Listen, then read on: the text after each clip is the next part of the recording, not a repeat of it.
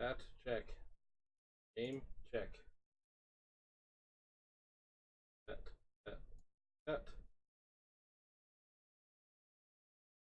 Okay. Are we ready? Are we ready to freaking do this, guys? Count down in 5, 4, 3, 2, 1. Let's start this shit up. Let's do this, guys. Woo!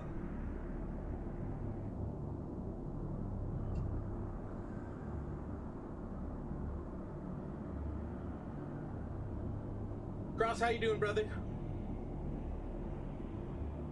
You ready to see our waifu in action?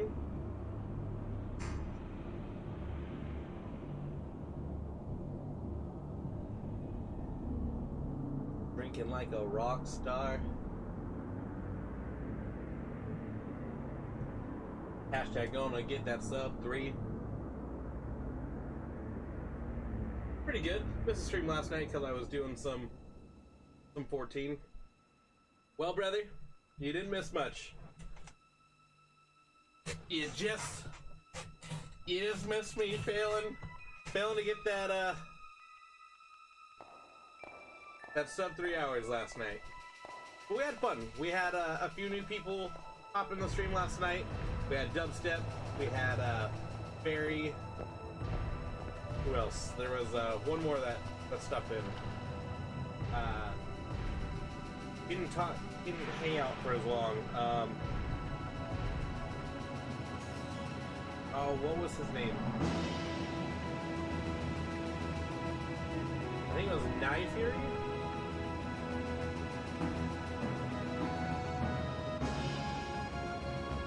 But yeah, it was a lot of fun. They hung out with me till like, shit, I think I was on till like 11:30 last night. Yeah, like, don't have freaking Tifa in the party when I go to do the cave at the end.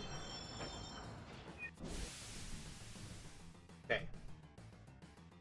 We got this, boys. We got this. We're at our Sector 1 reactor. About to do some shit, girl.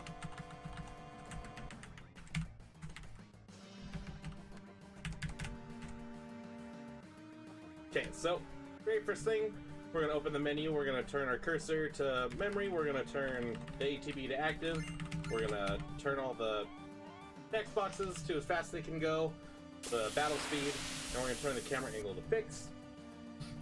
Next, we're going to come over to these guys, we have to fight this fight, and we're just going to stomp their butts.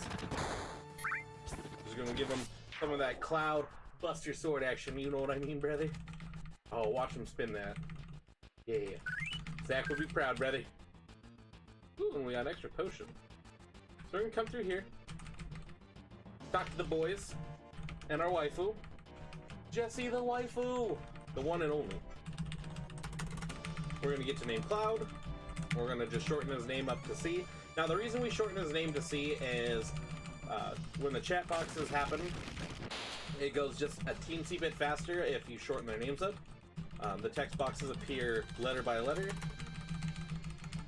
So whenever we can eliminate even a little bit of time, we're going to try to do that as best as we can. So do the same thing with Barret. You're going to shorten his name to B. Now we're going to make our way inside the reactor. Any random encounters we get, we're just going to run away from.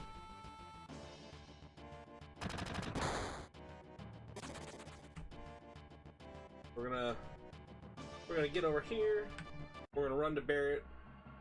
He's gonna ask us if we've ever been inside a reactor before. And tell him, well, duh, I worked for Shinra. I've been inside this. So as soon as we're done talking, we're gonna talk to Biggs over here. He's gonna open the gate. Then we're gonna walk over to our waifu. Waifu's gonna open the door. We're gonna walk over here. Waifu's gonna open the elevator.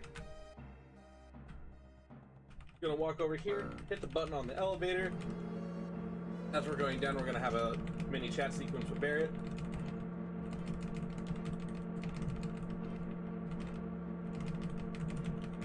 Barret's gonna tell him that the planet is dying because of these Mako reactors. Cloud's like, not my problem.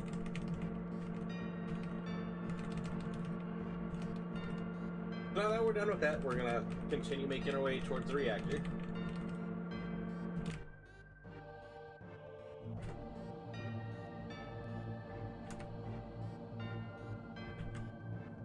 Ooh. I'm outrunning the waifu!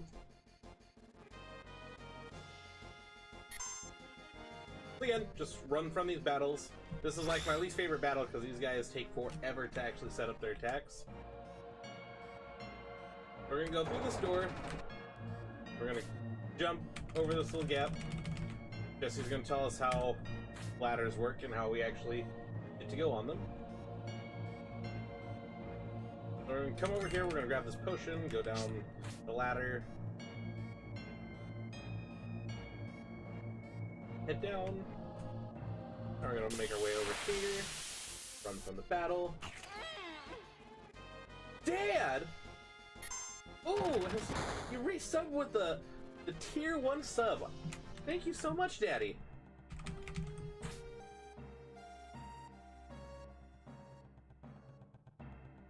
Hey. Alright, so now that we're down that ladder, we're gonna make our way over here. Hello, friendo. Thank you. Okay, so now that we're over here, we're gonna pick up the materia, or restore materia. Barret's gonna tell us that we need to play the band. This alert gets me every time. I love the sub alert. Makes me happy. Alright, so now that Cloud's planning the bomb, as soon as he's done, the alarm's gonna go off and we're gonna fight our first boss, Guard Scorpion. The Guard Scorpion's fairly easy. So he has 800 hit points, and what we're gonna do is we're gonna have Barret use his standard attack, we're gonna have Cloud use Volt, we're gonna attack 4 turns in a row. So a full turn is gonna consist of Barret attacking and Cloud attacking. After the 4th attack, we are gonna just kind of wait, because Guard Scorpion's gonna go into a defensive position. When he's in that defensive position, he's gonna hit like a truck, and we don't want him to hit us. So we'll just wait it out. As soon as his tail goes back down, we're free to attack him again. And if I get lucky, Barret will get hit on this next attack, and we can get his limit break up, and we can use Big Shot. It's turn 3.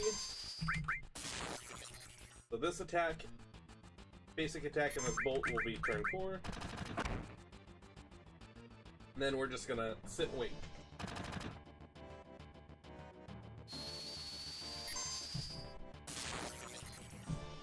When Cloud's got high magic this game. Yep. So he's in counterattack.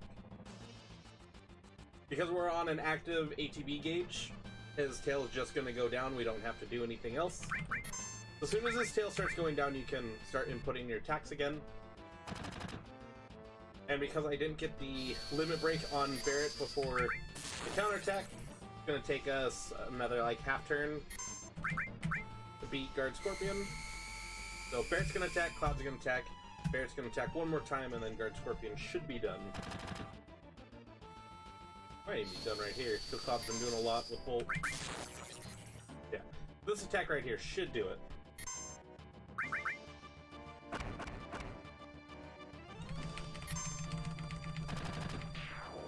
Cool, we're 6 seconds ahead of time. That's awesome. I don't think I've ever been that far ahead. Okay, so after the battle, we're gonna get the assault gun. It's gonna be a little chat between Barret and Cloud.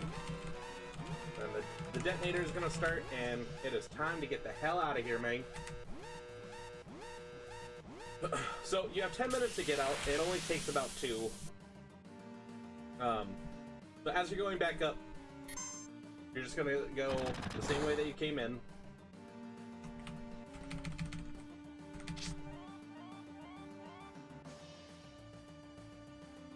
And when we climb this next ladder, we're gonna see that Jesse's got her leg stuck.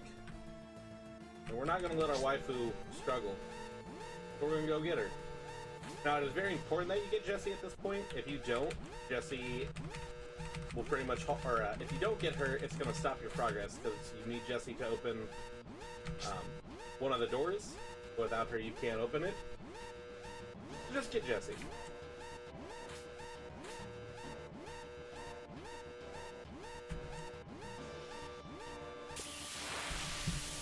Run away, run away, run away. Bum, bum, bum, bum, bum. Nice. Keep climbing the stairs.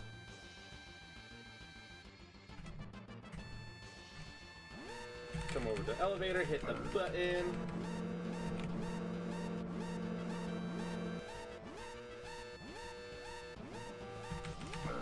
Okay. Run from this last fight, and it takes forever because these guys are slow. Hit Barret. Nice, so now I got all my limb breaks. Talk to Biggs, he's gonna open the door.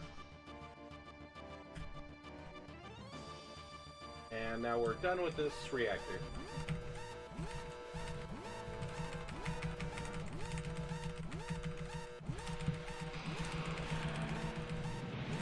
Nice, nice, nice.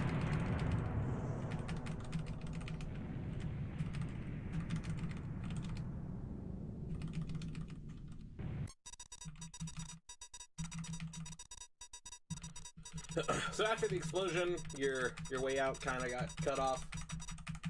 So Jessie's planning a small bomb so you guys can actually leave.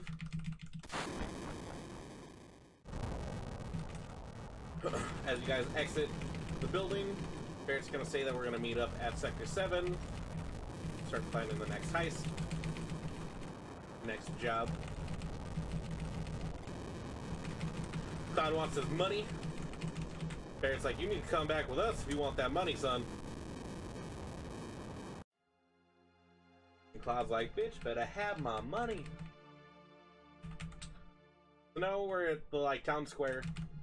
Our first introduction to Aeris. She's gonna ask us what happened. We're gonna tell her she needs to get the hell out of here. If you choose the other option, it just takes a little bit longer and can possibly trick you into find some flowers. We ain't got time for that. Now that we're over here, we are gonna get questioned by some Shinra soldiers, and we don't have time for them, so we're gonna tell them later. Later, losers.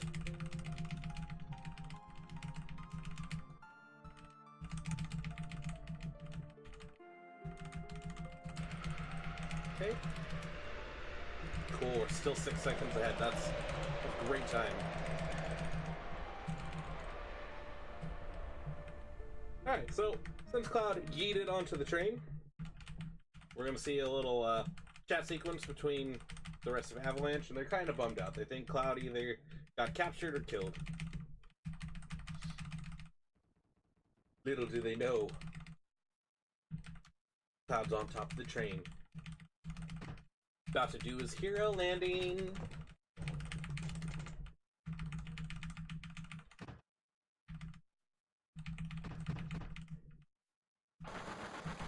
And hero landing. You know, that's not good for the knees. 6 second lead. I'm actually really impressed. I don't think I've ever been that far ahead at this point.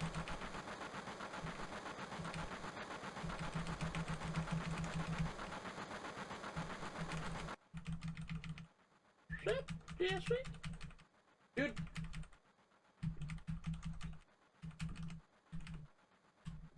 You know, I'm feeling a little objectified by her female gaze. Do you see that? She just like, I'll need some of that cow meat. Okay, so as we enter the next car, everyone starts dipping. Oh boy. As soon as he leaves, you gain control of Cloud again. We're gonna come over here and talk to Jessie. Jessie's gonna show us on the monitor a small scale of what Midgar looks like. Gonna show us the train system and start explaining how the security ID check works on the trains.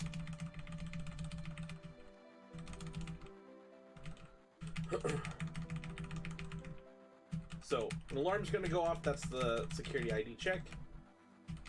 As soon as it's done, we're going to gain control of Cloud again.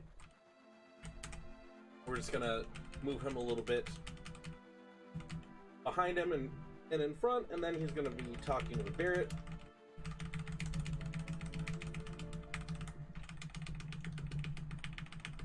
Barrett's telling him about how all the slums are being polluted by Shinra. He's having an argument with Cloud. Cloud's like, why don't people just move to the upper plates? It's not that easy. Not everyone has that Elmra money where they can buy a 2-story house, have a plot of land, and a waterfall. Okay, so we've taken the Sector 8 train all the way back to Sector 7.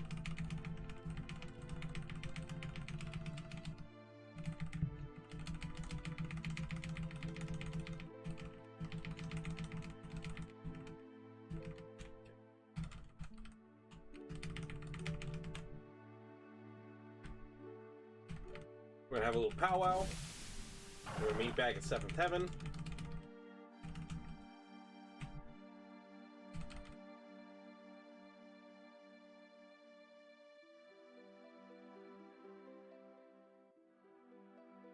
Okay, so Barrett's kicking everyone out of the bar.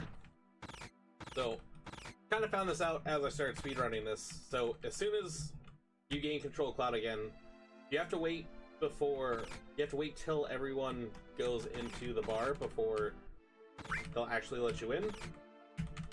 Barrett thinks it's suspicious if everyone goes in at the same time.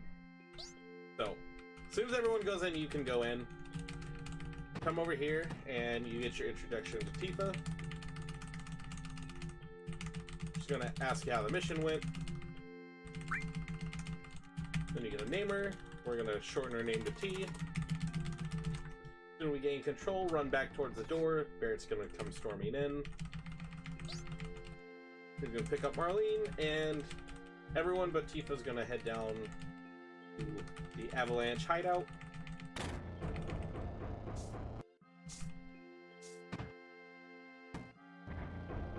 And now we're gonna make our way over there.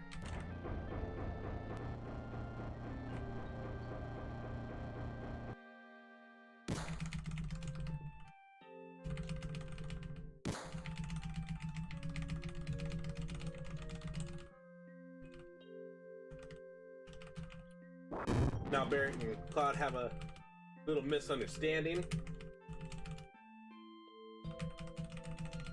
Bitch better have my money.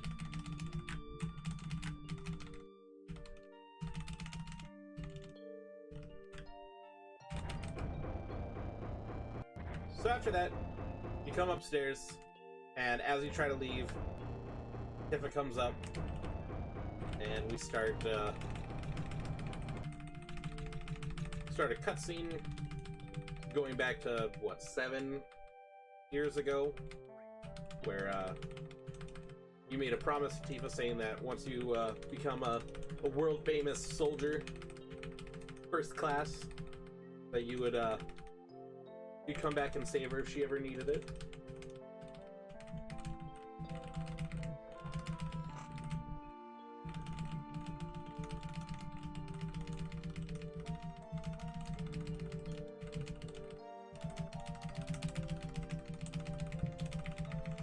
Well, how we doing, boys?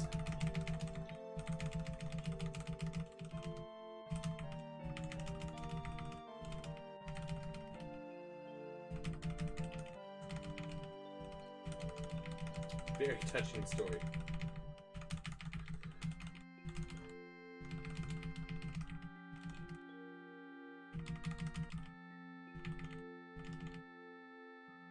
How am I doing on explaining things, Chrissy Poo? Dude, this part makes me laugh on the inside, because, like, he looks like he's about to start creeping on her. Like, girl, I see you. I'll see you over this water whale. Yeah, come give me some of that Tifa.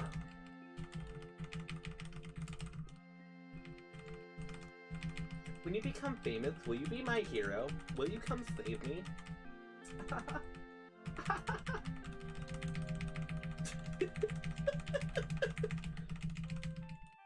Or X button. Okay, now that we're done with the cutscene, Barrett's gonna come up from the hideout and he's gonna give Cloud his money. And Cloud tells him if he doubles the pay, that he'll be part of the next mission, which the next mission is to blow up the Sector 5 reactor.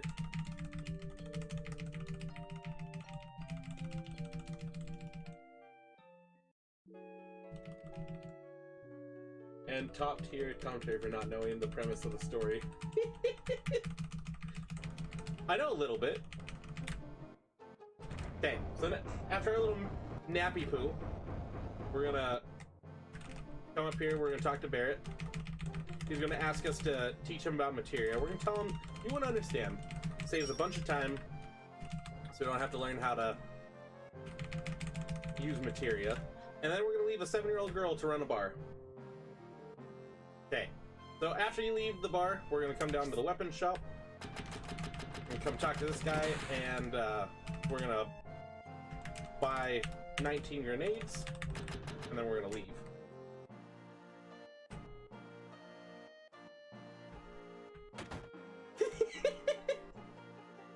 Okay, so now we're gonna do the guard skip.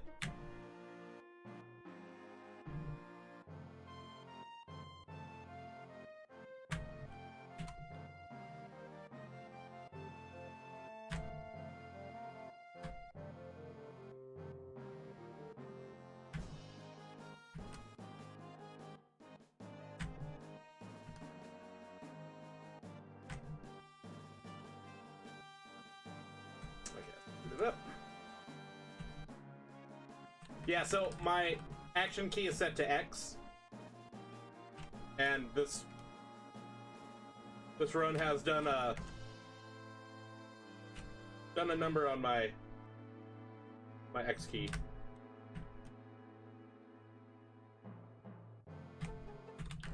Oh. Okay, so we lost some time somehow?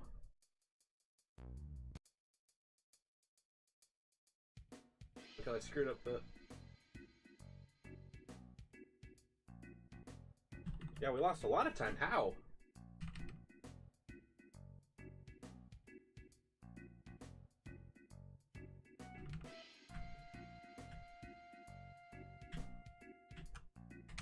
Oh, well, thanks, brother. Okay, so now that we're at Wall Market, we have Aeris. She's level 1. And the game has decided to call her Aerith, but it's actually cool because the Japanese version, she's actually supposed to be called Aerith, but in the translation, the localization of the game, they ended up changing her name to Aeris. So what we're doing here is we skipped like an hour of the game, so we missed a bunch of events that we normally would do if we're playing casually, but because we skipped it, we didn't do it. So Tifa was trying to get information from Don Corneo and ended up getting taken back to his brothel. We find out that Tifa is here, and Aeris comes up with a great idea that we're going to infiltrate the place by dressing Cloud up as a girl.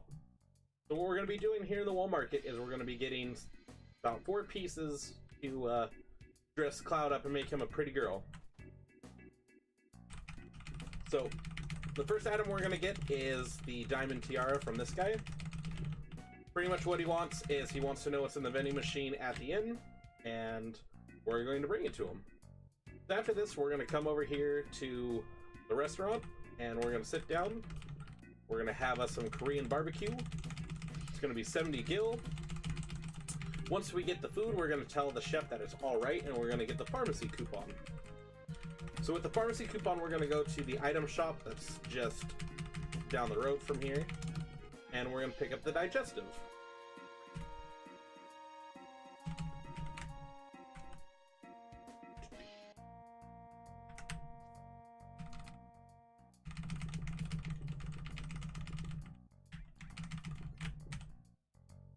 Okay, so after this, we're gonna come down here to the inn. We're gonna talk to the innkeeper. We're gonna stay the night. And we're gonna buy the most expensive item from the vending machine to give to our homeboy so we can get the diamond tiara. After we get our tiara, we're gonna head over to the tailor shop and we're gonna have a discussion with the man behind the counter.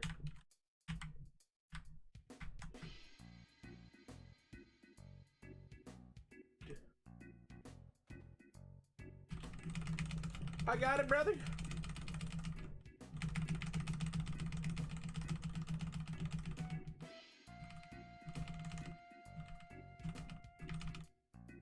So here's the diamond tiara.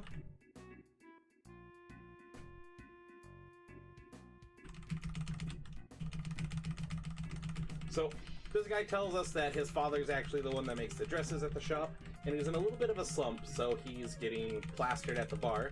So if we want him to make us a dress, we gotta go to the bar. So we're gonna do our second glitch of the game. This is called the bar skip glitch. So what we're gonna do is manipulate the game a little bit. We're gonna come over here and start a chat with the person in the bathroom. And normally when you get into a chat, you can't move your character. So what we're gonna do is we're gonna talk to that guy. Eris is gonna talk to him, and we're gonna be over here. We're going to spam the chat until we get to this text box right here that says, "What, a tough looking guy like that?" Then we're gonna open the bathroom door, come over here, talk to this guy in the green pants, come back to the bathroom, and we're gonna have two chats. So we're talking to the person in the bathroom, Eris is talking to the guy at the front. When we have these two text boxes, we're going to move away from the bathroom, come to the front, we're gonna hit the action button once, and we're gonna tell the guy that we want something soft, something that shimmers. We're gonna hit X once, and then we're gonna leave. Now we have the sexy cologne. Now we're going to come back to the tailor shop, and we're going to get the silk dress. Cloud's gonna try it on, but something's missing. They need one more thing to make this outfit really pop.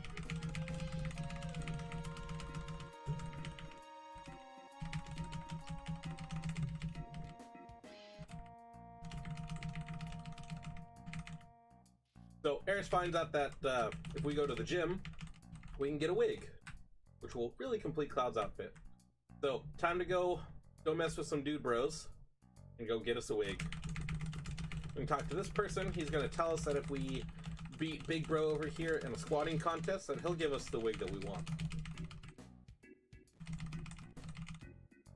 Come on, Big Bro. Look at my muscles. Got it. Don't need to practice.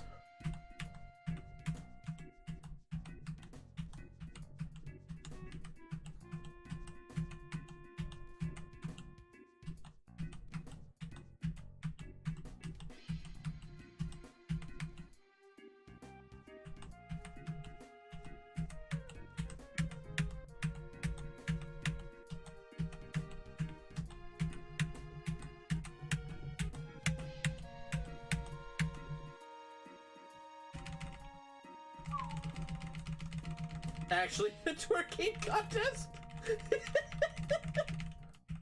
Actually, Cloud can twerk the best.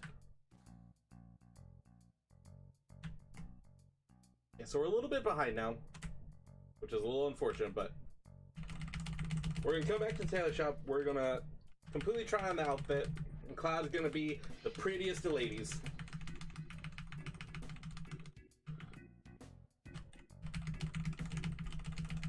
Okay, so now Cloud's in his outfit. Eris is like, well, I want. Burgalicious plays faintly in the background. Go ahead and hit it, Bergie. I'm Burgalicious, but I ain't promiscuous. And if you are suspicious, that shit is fictitious. I'm Burgalicious. I put them boys on rock, and they be lining down the block just to see what I got. I'm Burgalicious. Alright, so now that we're all dolled up, we're gonna come back to the brothel. We're gonna talk to the guy up front. He's gonna be like, "Come on in, ladies." Okay, so we're about 40 seconds behind, but that's fine. Oh, I'm a big Fergalicious fan. Okay, so that guy's gonna go get the Dawn, and we're like, oh, we can find T. We're gonna climb the stairs, come over here to the left, and we're gonna go down in what some might call the torture dungeon. I'm gonna call it the sex shop. Because I'll have you spending what you got. Whoa.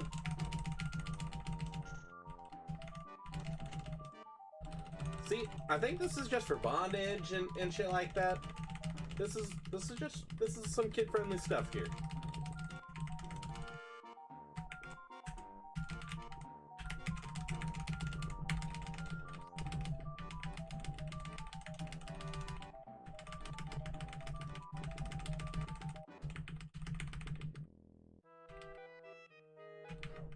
Poor X-Key. How dare you do these speed runs to me? Okay, after this very obnoxious chat sequence with these two, the guy up front is gonna tell us that the Dawn's ready for us. Basement pleasure pals. Once he comes and tells us that, Cloud, I'm gonna get control Cloud again, and we're gonna go upstairs and we're gonna see who's the prettiest and fairest of them all.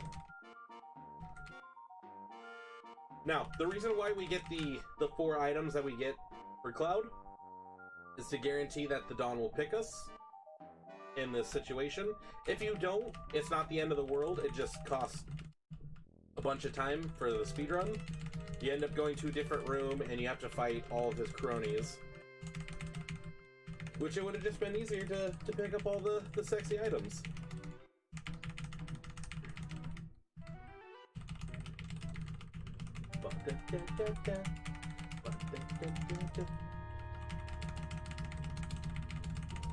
I made up my mind. Tonight's choice is the healthy looking girl.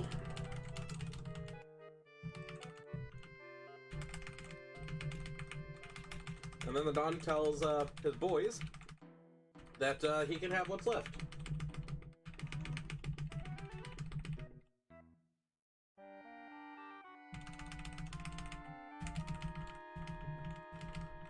So now he's like, what's new, pussycat? Whoa, whoa, whoa.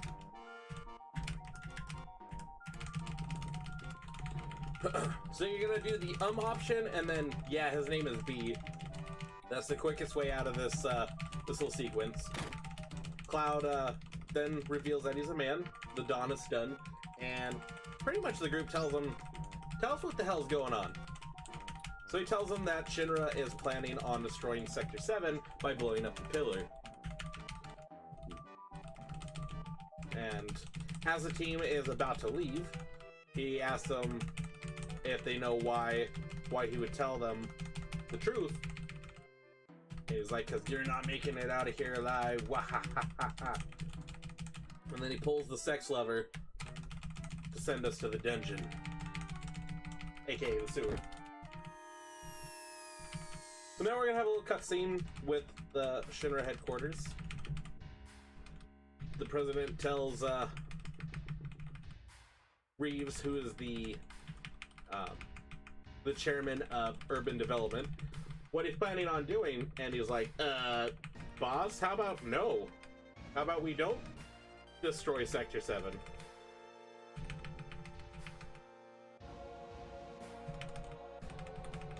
And he's like, Reeves, why don't you take some time off? Go for it, player.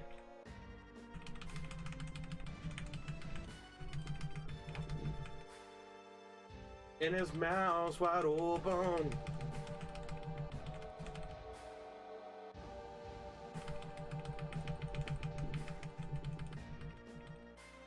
The non-pleasure palace dungeon.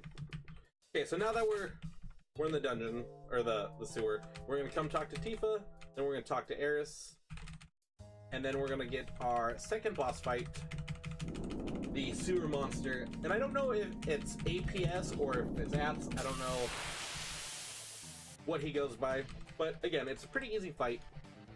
So the strategy we're going to use for this is we're going to throw grenades with all of our characters. So he's gonna do Tsunami. It's gonna damage him and our team. And we're just gonna huck grenades at him until he does Tsunami a second time, and then he'll essentially kill himself. And then we're done with this fight.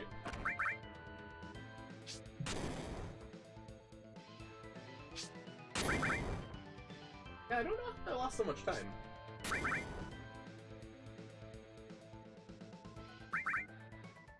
Okay, so now he does Lick on Tifa. So what Lick does is does a little bit of damage and then it applies sadness to a character, which is fine because the less times that Tifa can get her crappy limit break is fine by me. They should be doing Tsunami right here. Do her Tsunami. He's gonna hit himself and fight. Yeah, we're like a minute behind. Good lord. Make some time up.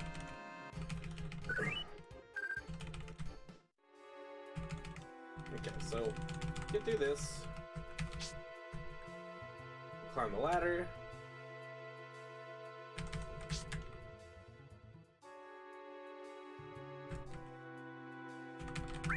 Climb or jump down.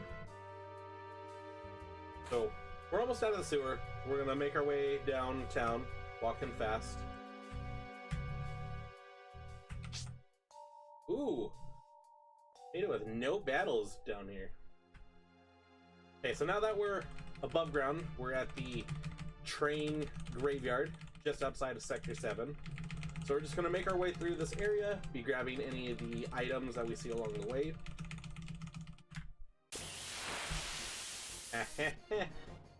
You can't fool me.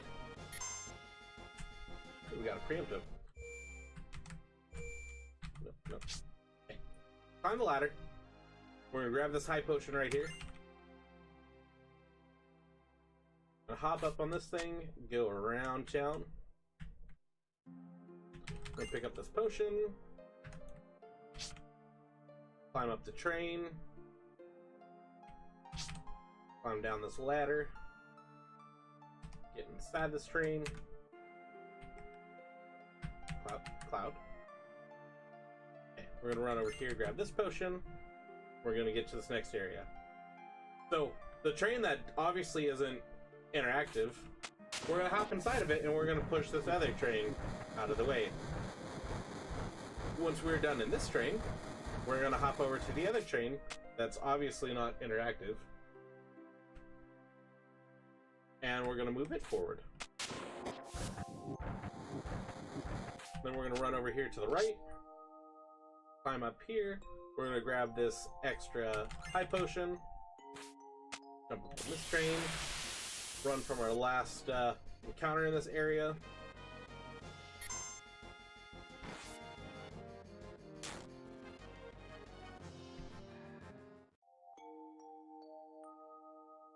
Climb down this ladder.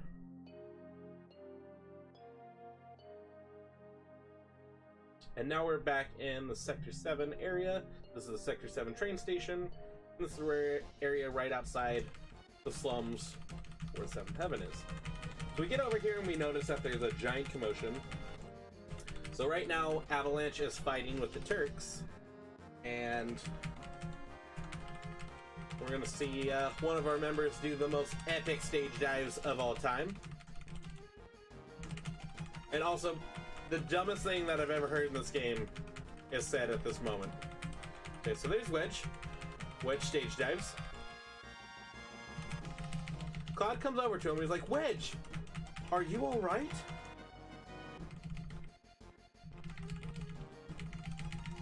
Yeah, go chill. Okay, so the group decides to go up and Tifa asks Aeris if she can get Marlene out of the bar and out of this area. So we're gonna climb the stairs here and we're gonna try to get to the top and figure out what the hell is going on. Okay, not propeller boys. Okay, so we're gonna climb. We're gonna pass our waifu here on the stairs.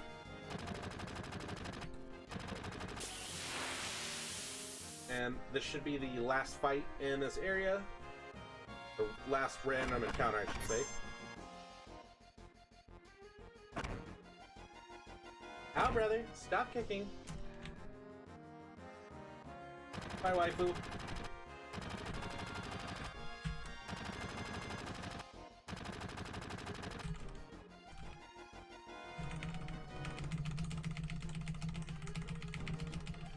Okay, so now we're gonna see Reno jump down from the helicopter, and we're gonna have a little mini fight with him. Hey, hey, hey! What's up, Doug? How you doing, brother?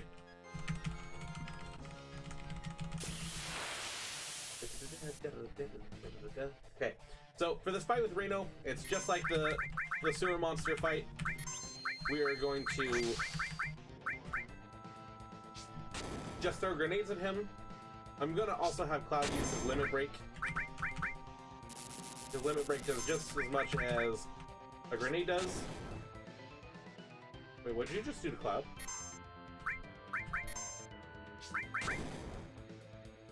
Weird.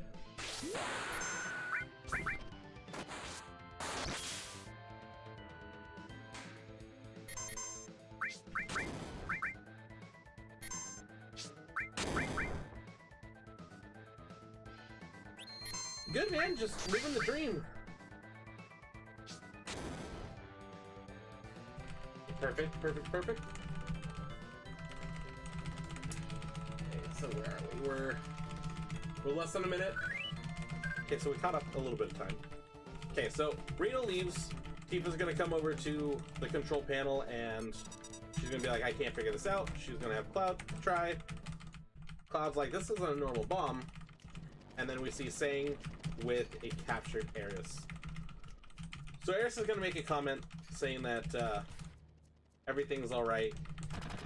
And she doesn't give a whole lot of context behind it.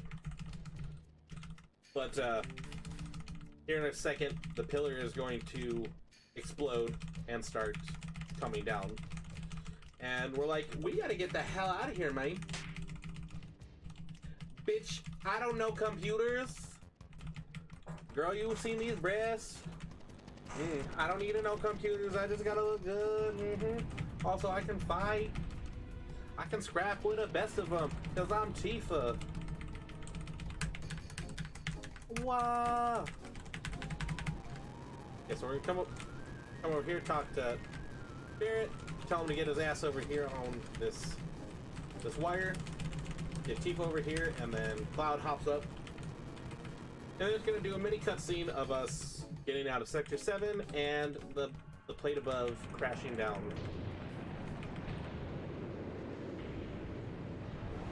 Dude, she's probably like, oh, I can make this computer work, let me slap it with my titty. The titty stream! My job description, actually. That's fucking awesome. Okay, so we've successfully gone out of Sector 7 unscathed, but not everyone else does. So when we come back to, Barret's gonna get into a fit of rage because he thinks that his daughter's dead, his whole team's dead, everyone, and Sector 7 is gone. So after he calms down a little bit, Tifa's like, hey, I don't think Marlene's actually dead. I think that Aeris got her out of there. Cloud's like, she probably took her back to her house. We should go check there.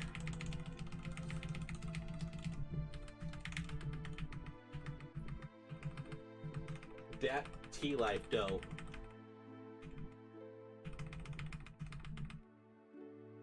How are you gonna kill Mr. Bunny Slide?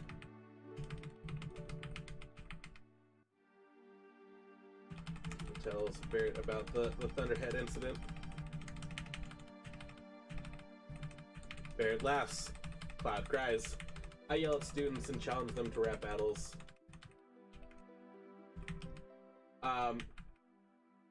Cross, I need to see some of these epic rap battles.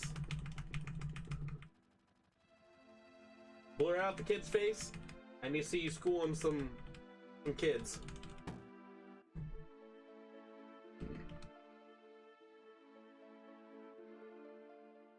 Oh, you don't let them not take you up on it.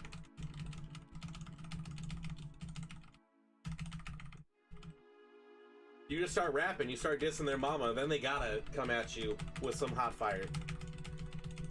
I restrain myself from yanking computers away from incompetent morons. Yeah, the struggle is real sometimes, brother.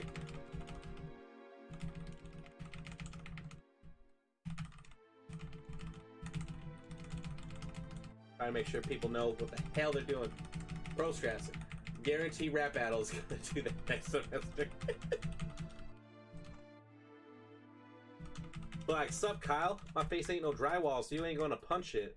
I got a monster here, but you won't try it.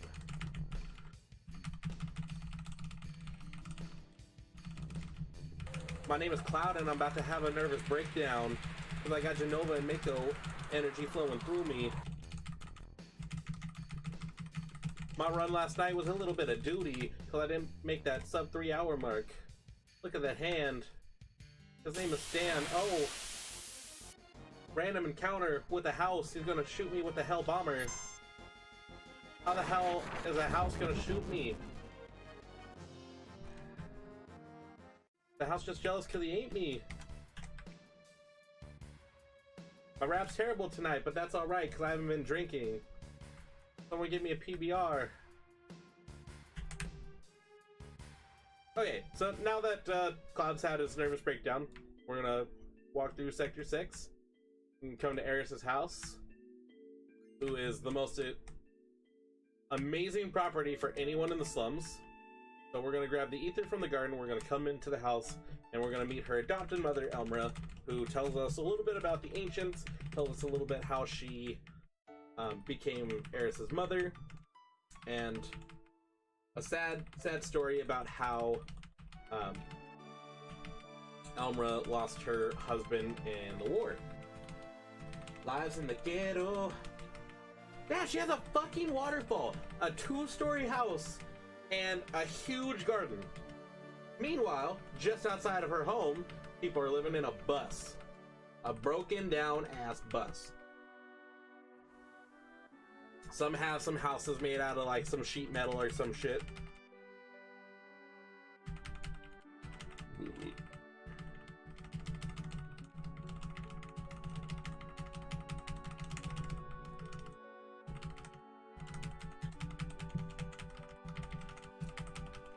Oh, FYI. So if you're ever learning how to speedrun this game, if you ever make the mistake where you have to pee just immediately as you get into the stream, the first point... Oh no.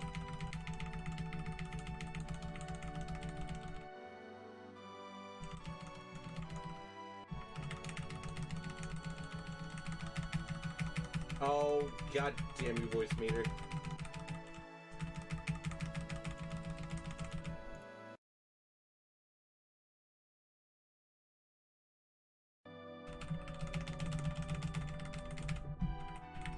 Let me just reset that shit before I start a stream now. Add that to the list of things to do.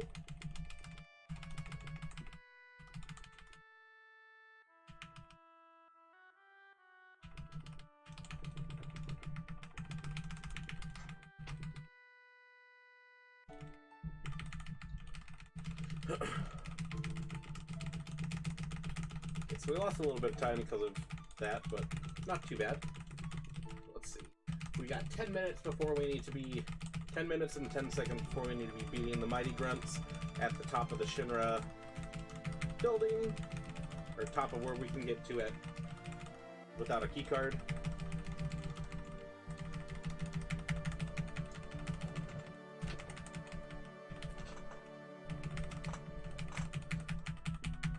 But yeah, so that little section right after you beat Reno and Barrett and Tifa Cloud are jumping from Sector 7 to Sector 6.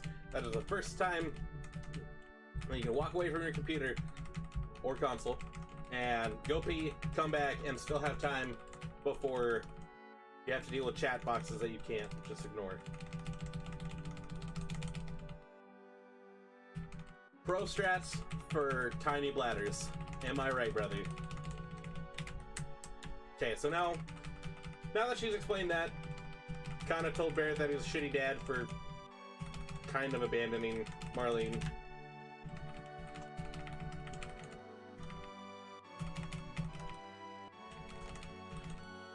So we decided we're gonna go get Eris, and we figure that she's gonna be at the Shinra headquarters, and the only way to get to Shinra headquarters from here is at the wall market. We can climb up a wire there, so we're gonna band together, go there.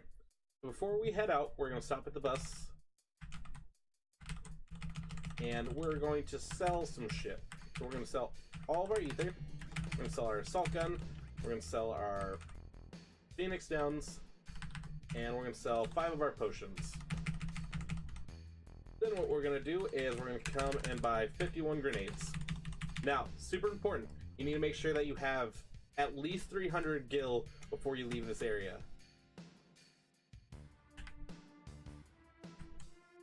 So, now that we've gotten all of our stuff, we're gonna come over here, go back to Mr. Bunny Slide, and head back towards the wall market. Cloud gets bit in the ass, Cloud gets bit in the ass.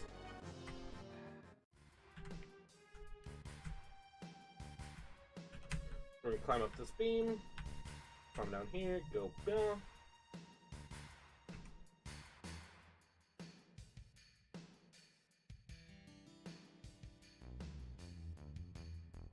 Alrighty, so we're back in the wall market. Head up here. So we're gonna go past the gym and we're gonna head over here to the right. We're gonna go to the gun store. We're gonna come down to this corner and we're gonna buy all the batteries this guy has. Now this is why we need the 300 gil.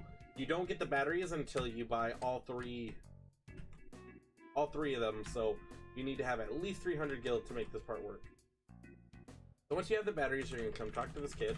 You can tell him to move his ass out the way because Cloud's got some shit to do. So the kid gets to yeetin', and we get to eating this bread, brother. So he gets out of the way. We start climbing. Bum bum bum bum bum bum. Bum ba ba bum ba ba bum bum bum ba ba dum. Okay, so we're gonna keep climbing. We're gonna climb up, then we're gonna head to the left, down, to the right. We're gonna come to this weird little box, and we're gonna put a battery in it so we can move the plane's propeller, so we can hop from the pipe that we're on to the propeller, and the propeller to the wing up top, so we can get to the train tracks and start climbing up again.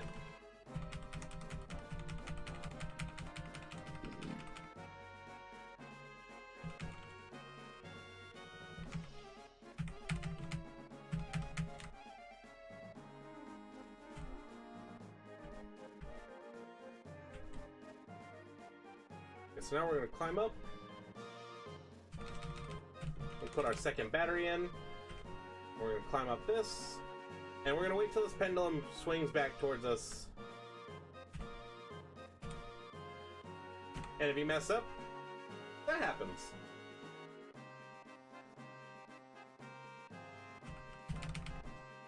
If you do it right, it looks like that. So now that we made it across, we're going to climb up.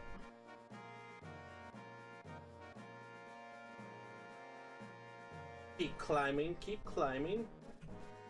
We're gonna head over here to the left, climb up this part, climb up this pole. We're gonna run to the right, all the way up, then down, and then up the centerpiece.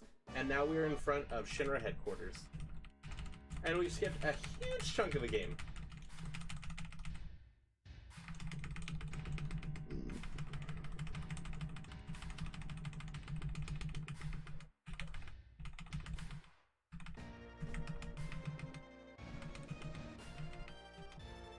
Let's go get our girl.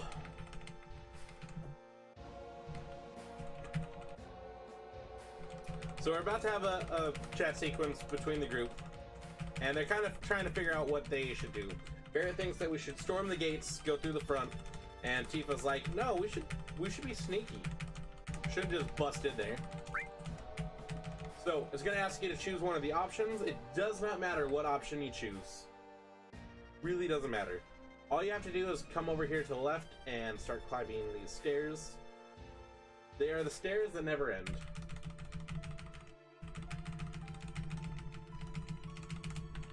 As soon as you get control of Cloud, we're going to start ascending the stairs as quickly as possible.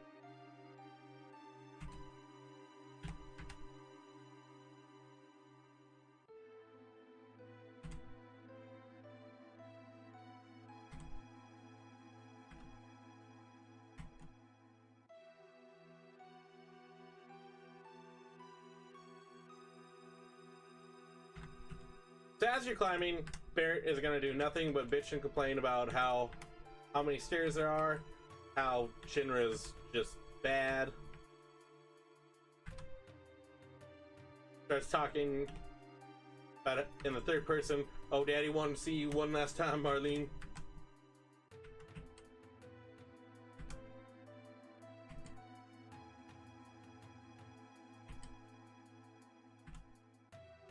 So just keep climbing, just keep climbing.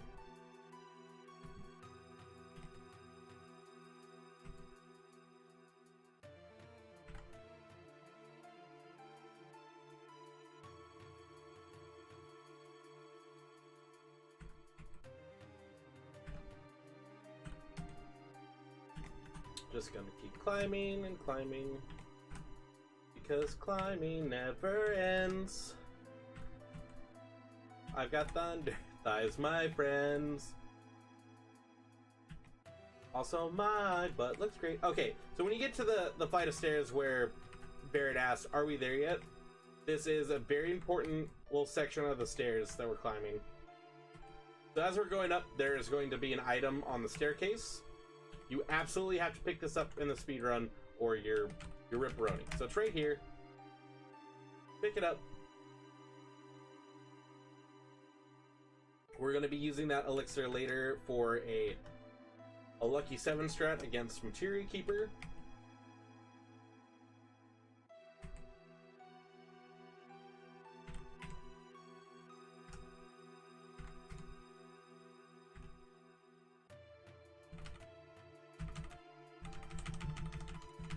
So we take a little breather and they're like, well, we're not soldier like you. This is hard for us. And then Tifa somehow just now realizes that she's in a fucking miniskirt and that the boys should be running in front of her so they don't see up her skirt. So, again, we'll just keep on running and running and running and running.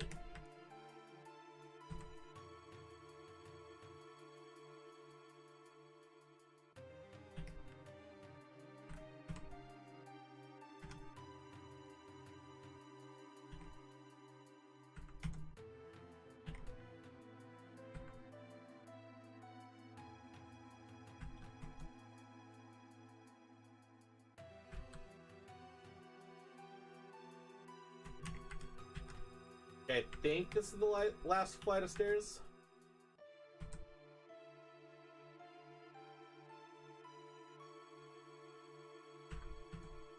Yep.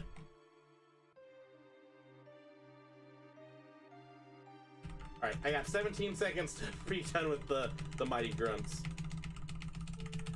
10 seconds.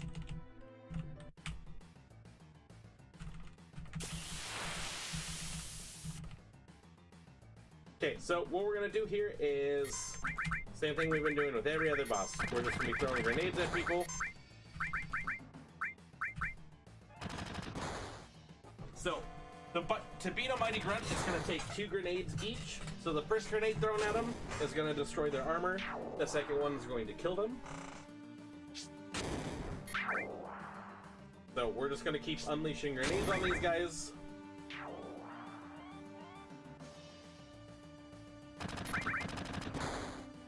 Doing all right.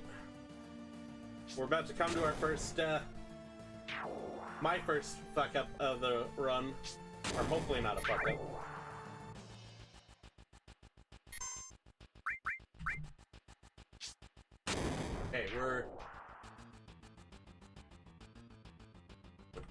47 seconds behind. Okay, so after we beat Mighty Grunt, we're gonna pick up key card 60. We're gonna go into the elevator. We're gonna go to the box. We're gonna hit floor 60. Yeah, I've been having so much trouble with the guards lately. It's a stupid thing. Okay, so after you go up to the 60th floor, the gang's gonna pop out of you. You're gonna talk with them. Once you get done talking to both of them, then it'll push the game on to the next sequence. If not, you'll just sit there forever. So now we're on floor 60, and we're gonna do one of my least favorite parts of the run. We're gonna be sneaking past the guards.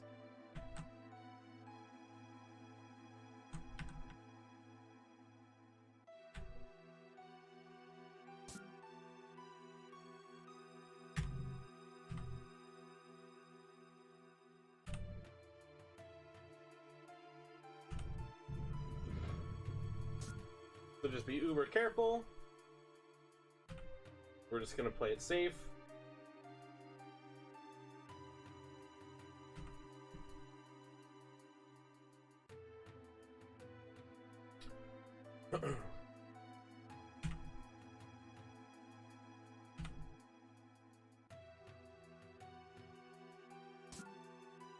So when there's a guard facing this first portion, I don't even mess with that anymore. I just let them be. Okay, good. Didn't fuck that up this time. That's really, really good. Messing up right there actually cost a lot of time. So now that we're on the 61st floor, we're gonna come over here to the southwest, and we're gonna talk to this guy. We're gonna hit the ... option, and he's gonna think that we're the maintenance guy, and we're gonna fix some shit around here. So he's gonna give us a key card for floor 62. We're gonna come over here to this library. We're gonna interact with the left middle bookcase, and then we're gonna come talk to the mayor. So based off the book that's on the shelf, it's gonna tell us what our option is for the mayor. So we got results of a space mission, so the answer to his question is gonna be king. So if you answer his question correctly, you get the key card for floor 65, and you get the elemental materia. Now, you can totally just guess at this part. You don't actually need to go to the bookcase and figure out which one it is. I like that I can figure out what it is quickly. So yeah, how that thing works is you go over to the bookcase, you look at the book, and it's going to be one of four things. It's going to be 2 economic report, 1 results of a failed space mission, 1 breakdown of soldier members by class, and 10 new plans for urban planning. So that's one of the 4 books that's going to be there, and each book has its own answer for the mayor. So the 2 economic report is going to be best.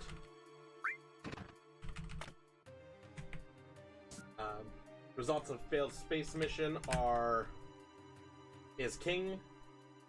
Breakdown of soldier is bomb. And urban planning is going to be Mako.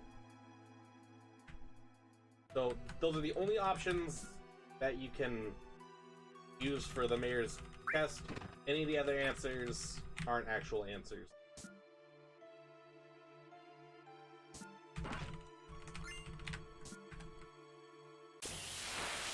Also, hey, remember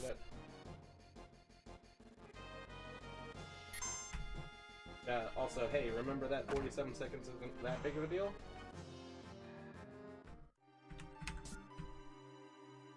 Right now it's not. But, it's better than what I was at this point yesterday. I think I was like 7 minutes behind.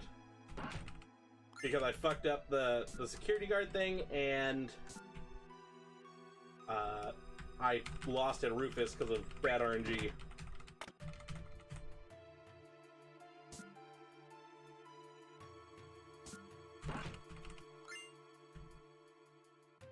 That Mount Nibble glitch Oh, yeah, the cave that screwed me out of like 8 minutes and would have let me have my run. Yeah, but so as bitter as I was about it last night, it's actually really helpful to know what I did wrong. Knowing now that after I do the second warp glitch, beat Motor Ball, and get back to the cave, that I can't have Tifa in my party or else it's gonna soft lock every single time. That I need any goddamn else.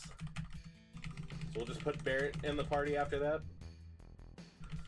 I'm like, huh, let me show you guys some cool stuff. Show you how to save some time by not having 5 text boxes come up.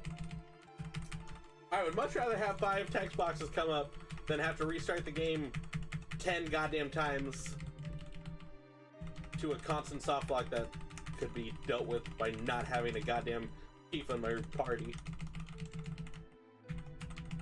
So, back to story time. So, right here we're eavesdropping on the executives meeting. Pretty much what the meeting's going over is the destruction of Sector 7, how much it cost, and how much it's going to cost to rebuild it. The president tells the group that he's not rebuilding it. That's not a focus. We're going to tell everyone that Avalanche is the cause of it, that they're all dead, we've taken care of them, and we're going to increase the percentage that we're charging people for Mako energy by 15%. The president thinks that the people are going to love and trust him in the company, and everyone's going to hate Avalanche. Hojo's being creepy Hojo, talking about his experiments.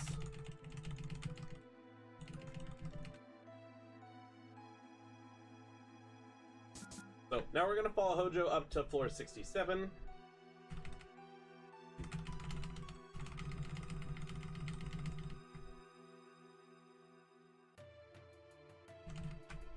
Be real, his fetish. Yeah, let me have this fucking talking red dog fornicate with this underage girl.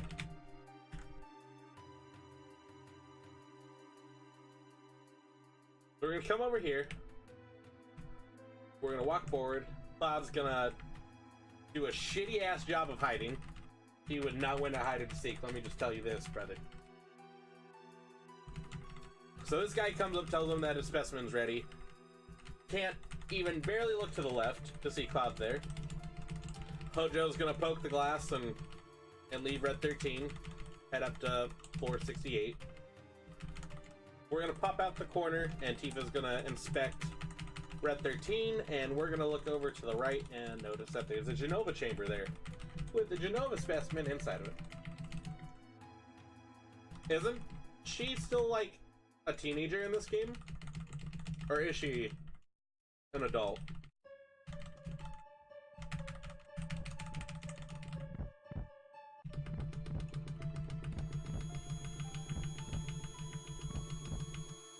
Nah, she's older than Cloud? Oh!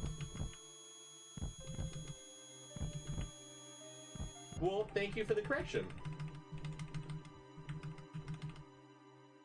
See? Learn some new shit every day.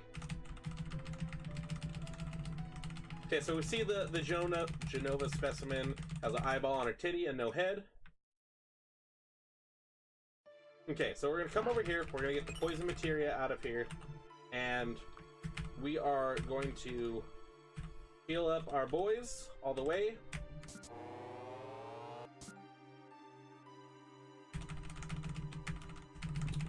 Okay, so how far behind am I? Okay, so we need to be beating H0512 in 50 seconds, which I think we're only gonna have like 10 seconds before we actually get started. Yuffie, though, major jailbait. Chris Hansen territory. Excuse me, Hojo, take a seat. I'm Chris Hansen. Do you know why I'm here? Yes, you're here to take my precious specimen.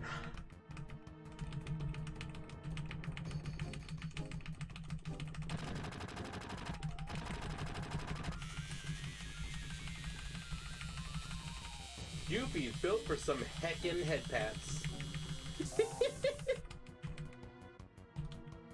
Also, thank you again, Dubstep, for correcting me. I totally thought Eris was of the underage variety.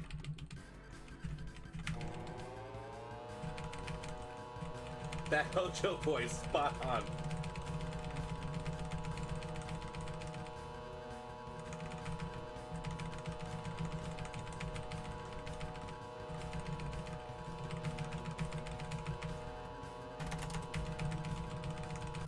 Okay, fight 10. So, again, just like our other fights, we're just gonna focus on throwing grenades at H0512. So other than Materia Keeper, in my opinion, this is one of the most obnoxious fights on the damn run. So most of the time, your cursor will stay on the last person you hit. For whatever reason, H0512, it does not. It goes back to the furthest little like tick looking thing. And it's irritating.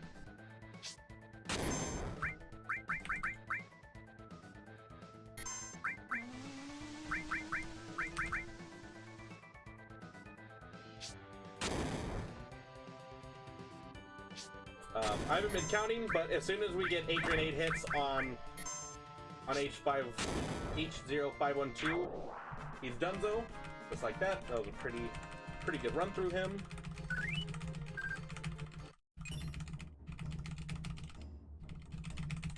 Okay, so now that we beat him, Hojo's run off, and we decided that we're gonna get the hell out of the Shinra building.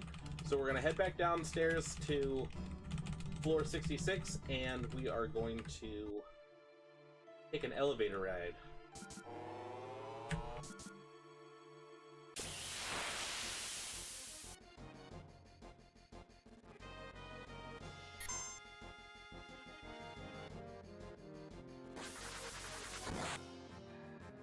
That was absolutely uncalled for, sir.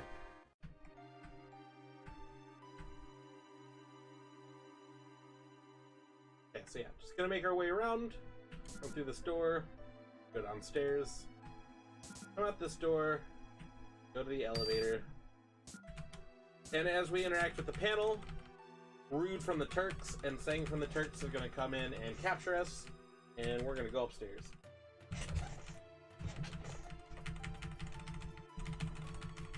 Now, she was 16 in Crisis Core, 21, 22, and 7, and dead in After Children, and even deader in Dirge. The Dirge of Sherberish. Yeah, isn't Dirge like way ahead of time? Or is it only slightly after the events of Final Fantasy VII? So right here, the president of Shinra is talking about the ancients and Eris, what she's going to do for them. They want to go to the Promised Land, and she's the way that they're going to make it happen.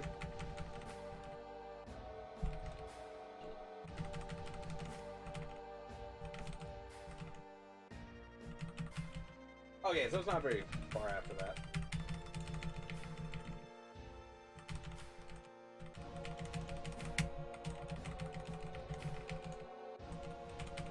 So, they've had enough talking, so they're gonna bring us back to floor 67 and put us in the holding cage.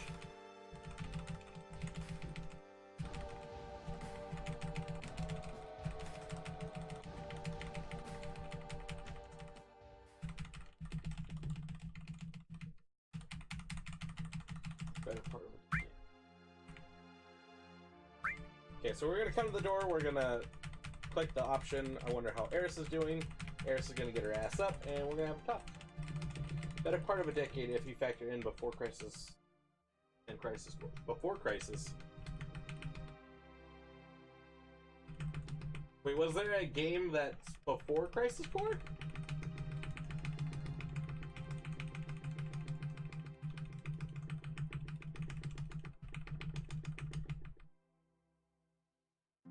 And never saw a US release. Oh, well, son of a.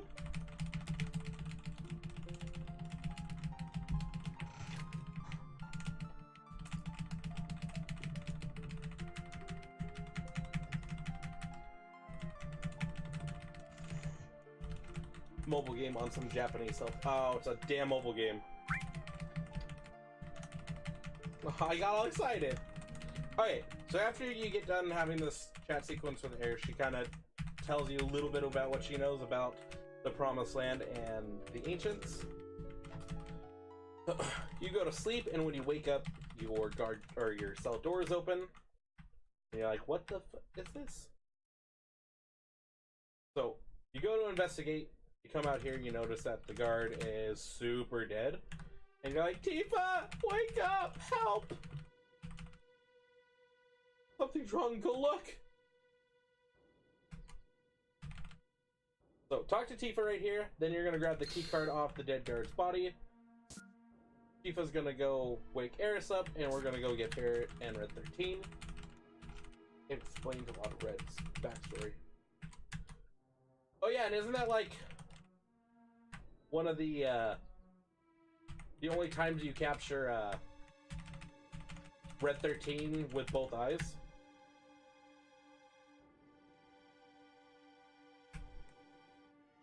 Okay, so we're gonna come over here and we're gonna notice someone is really bad at handling spaghetti.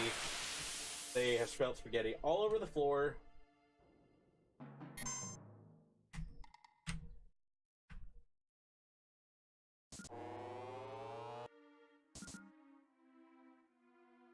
So we're gonna come up here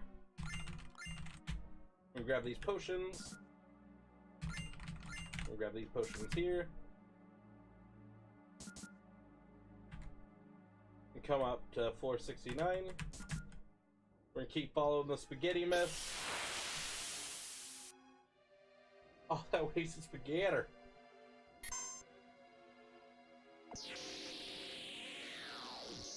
Oh, well, that's a dick move, guys. Oh, that's not too bad.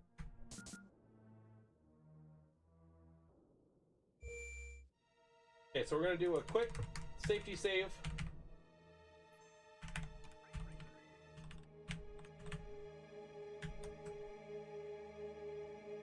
We're not gonna let RNGesus best us. We're gonna come over here and we're gonna notice that the Shinra president has been murdered. No one knows why he's been murdered. No one knows how. It couldn't possibly be the giant sword sticking out of his back. And God's like, the only person in the world that could handle this kind of sword is Sephiroth.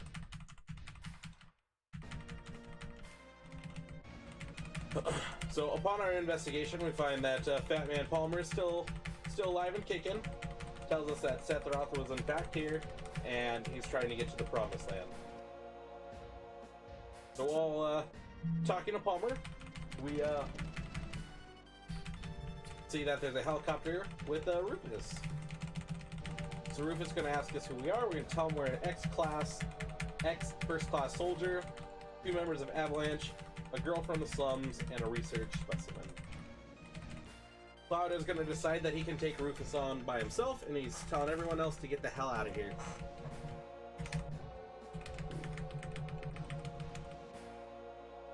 Did my phone... Wow, did you really hear my phone vibrate on my table?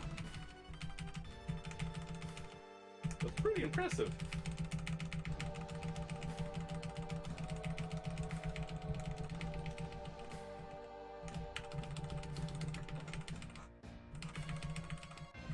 I'll explain later.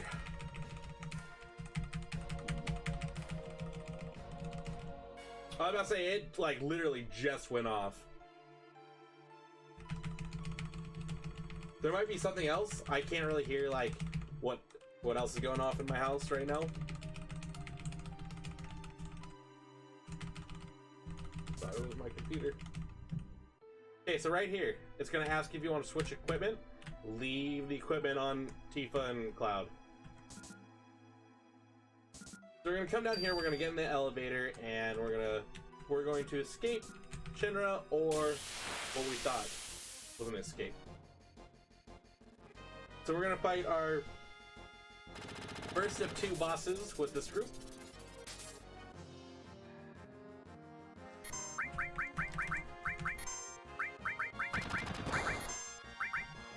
So So same strat, different boss. We're just gonna keep hucking grenades, and I'm gonna be using Barret and Red 13's Limit Break when they pop up, just to conserve on grenades when I can.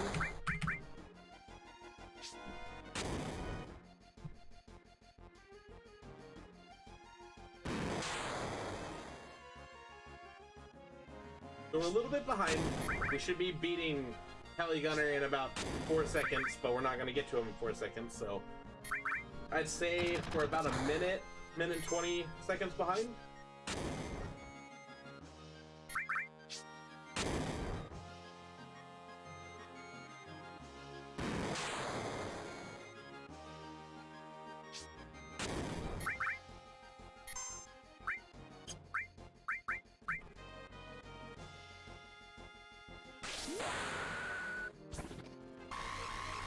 Eat.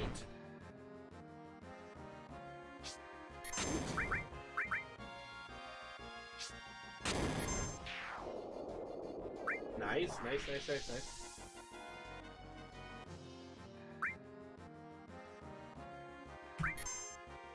Yeah, we are legit. We're about 15 minutes ahead where we were at this point yesterday.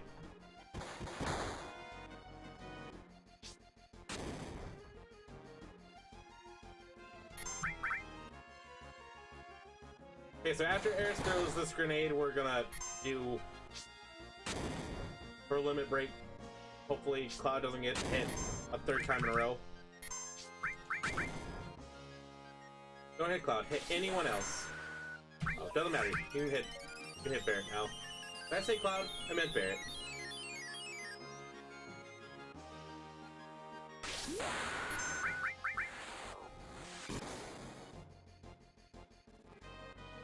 So then just keep yucking these grenades out.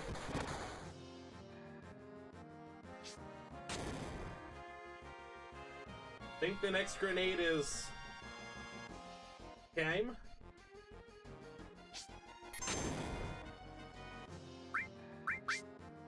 No, this grenade.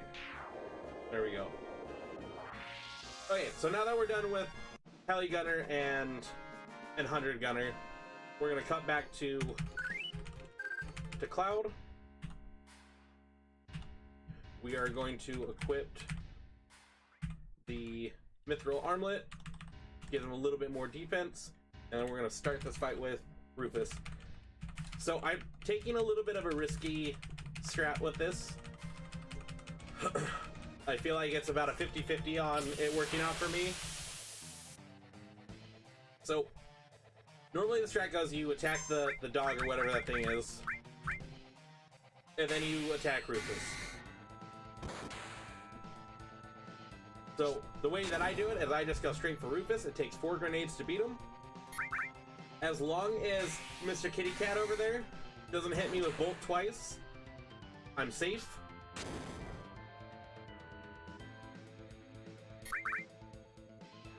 Don't bolt me again. Oh. Whew. Oh, fucking perfect. Alright. Last grenade, and that's that. Whew. Okay, so we're 2 minutes and 9 seconds behind.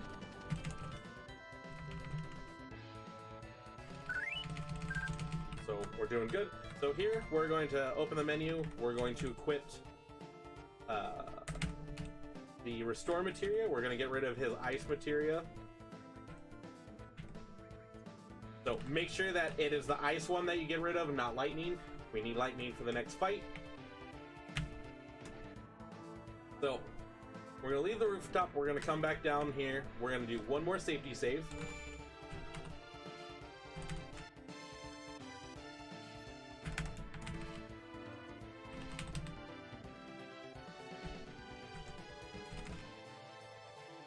Okay, so now we're gonna do what's called the elevator glitch. Oh, sweet, first try. So what we're doing there is we're spamming the action button to get Aris to start a chat sequence, and she's starting the chat sequence before she should. So when we get to the part where she should be doing it, she is able to move her character around when she shouldn't be able to. But what that allows us to do is it allows us to go out front of the Shinra building and save where we shouldn't be able to. Because normally when you get to this part, Red 13 and Barret come out, and Barret goes out front, says that we're surrounded, and you move on. But by doing this, we're setting up a warp glitch for a little bit later in the run. So, we all decided we're gonna get the hell out of here. Everyone's wondering where Cloud is. They're like, Cloud's fine. Let's get the hell out of here, guys. So, Aeris, Red 13, Tifa, and Barret hop in a truck. Cloud is gonna be a badass and ride his bike out of hail. What a baller. Come on, guys. Look at my anime here. Damn, look at them titties. Damn titties, though. You know what I mean, brother?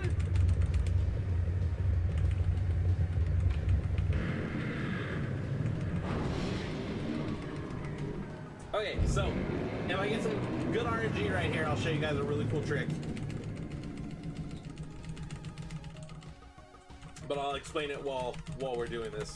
So, when you're doing this bike minigame, you're gonna get one of 3 colored motorcycles coming to attack the gang. You're gonna get blue, orange, or red. So, well, we had one of them. So if you get these red bikes, as long as you keep attacking, they won't come close and start trying to attack your team.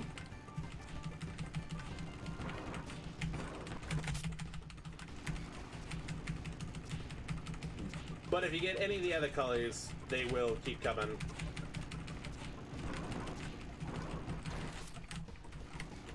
No.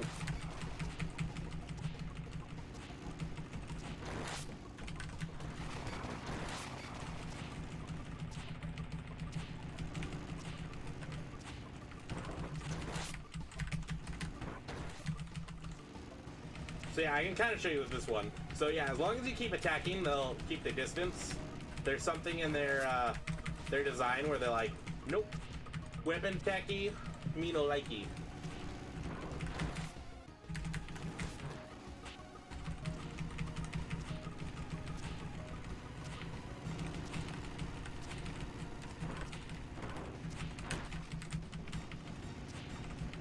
Come on, one more red.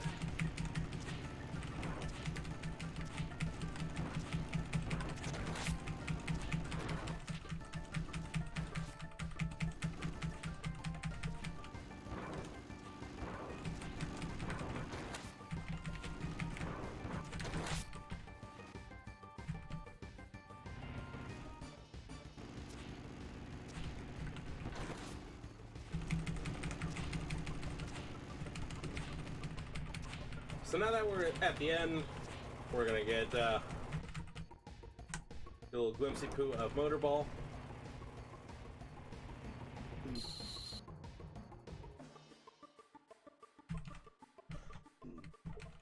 So the Motorball fight's gonna be very similar to our very first fight with Dark Scorpion. We're gonna have Cloud use his bolt magic, and everyone else is going to throw grenades. Well, I guess it's similar to Dark Scorpion, a little different. Cloud on bolt, everyone else on grenades. Motorball has 2,600 health, so it's going to take a little bit to beat him. But everyone does quite a bit of damage, or Cloud does quite a bit of damage with his bolt. He's got a high magic stat, which is great for us. Let's see. So 10 seconds behind right now of when we should be at the open world.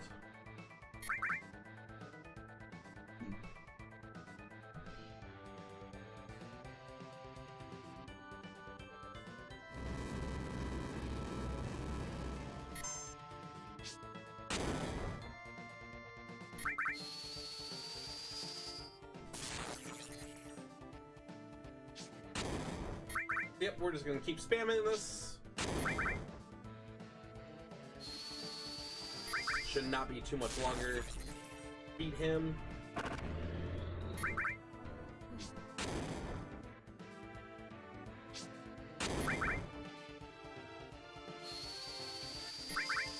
Halfway height.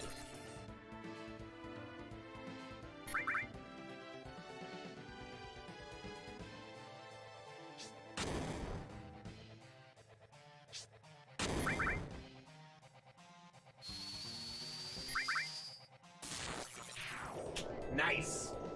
Very nice. Okay, so we're a minute and 23 seconds behind.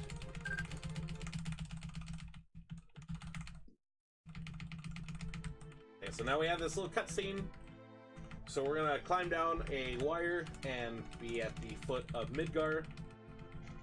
We're gonna select our team, we're gonna select Barret, and we're gonna select Red 13. We're gonna have a bunch of extra chat boxes, but we're not dealing with bad RNG this time. So we're just gonna do that the 2 times that we do this. So once we leave Midgar, we're gonna start heading towards the northeast. We're gonna head towards Calm.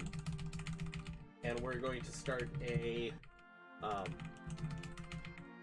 memory sequence where Cloud's reminiscing about 5 years ago when him, Sephiroth, and Tifa were together at Mount Nibble to deal with the Mako reactor incident.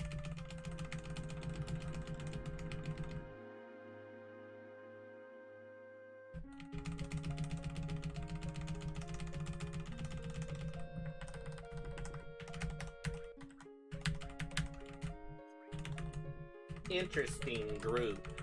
Interesting combination. See you boys later.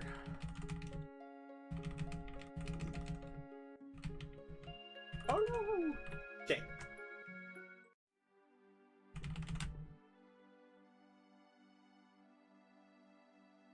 Time to make our way to Calm. Now, right before we get into the town of Calm, we are going to be doing our second save of the run. That's not like, it's our actual save, it's not our safety save that I've been doing. So the save is very important. Okay, so now we're in the city of Calm. So we're gonna walk up a little bit.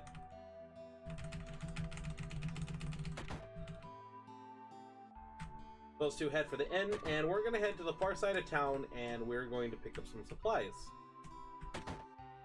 We're gonna talk to the item store keeper, and we're gonna buy us some tranquilizers. Buy one more just in case. So I like to have 5 just in case something happens in the run. Should be fine with 4, but I buy 5. So once you get your tranquilizers, we're gonna come upstairs. They're gonna tell us, or tell Cloud that he's late, and then it's gonna be story time.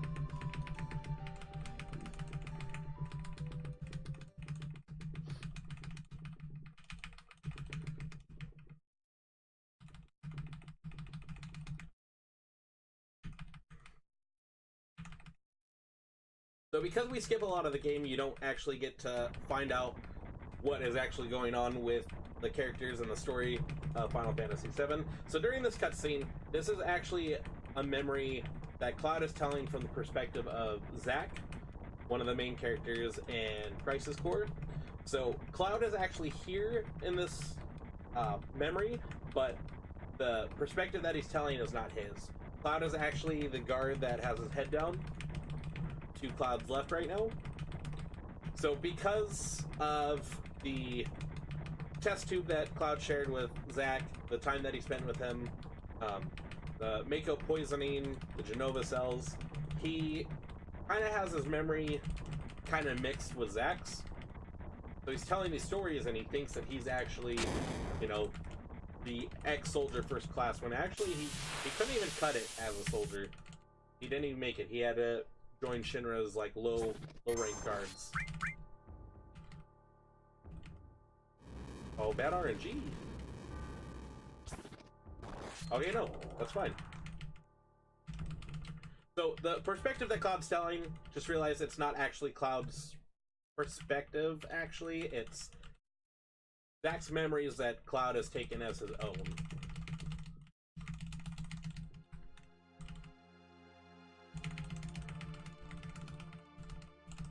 So, in the memory, we are at Nibelheim. This is Cloud and Tifa's hometown. The reason we're here is to investigate some reports about some malfunctions happening at the Mako reactor at the top of Mount Nibel. Sephiroth and Zack are sent to take care of this. Cloud joins them as part of the guard. Here's Barret interrupting my story time.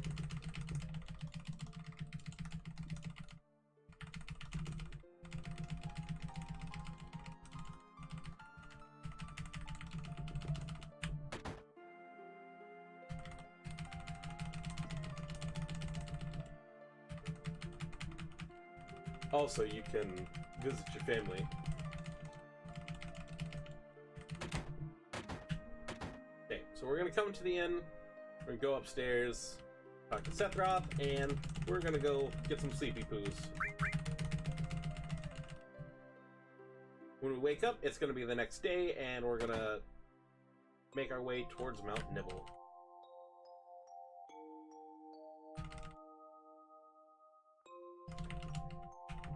So, we're waiting for our guide, which our guide is Tifa. Cloud's like, it's not safe for you to go. Sephiroth's like, it's no problem if you protect her. So this guy in the white over here is asking for a picture. So Cloud, Tifa, and Sephiroth line up for a picture. But again, this is Cloud telling the story from Zack's perspective. So when you actually play through the game casually and you get to find out more about what's actually going on, you find the picture and it's Zack in this picture, not Cloud.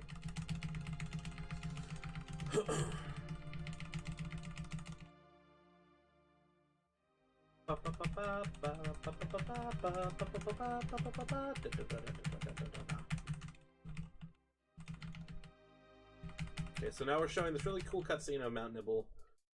Now we have a cutscene of everyone walking towards the bridge.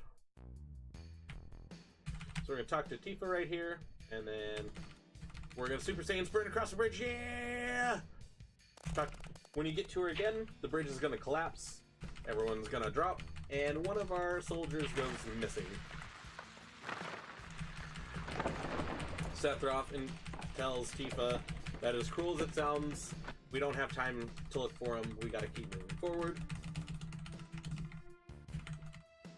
So, Cloud, Tifa, Sephiroth, and Soldier, who's actually Cloud, keep making their way towards the reactor.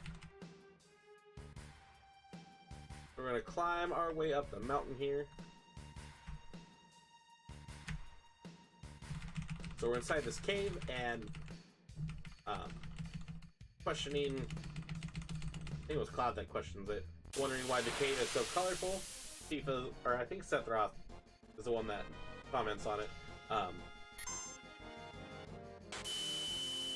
The reason the cave is so colorful is because of all the Mako energy that is on Mount Nibel is changing the environment of the land.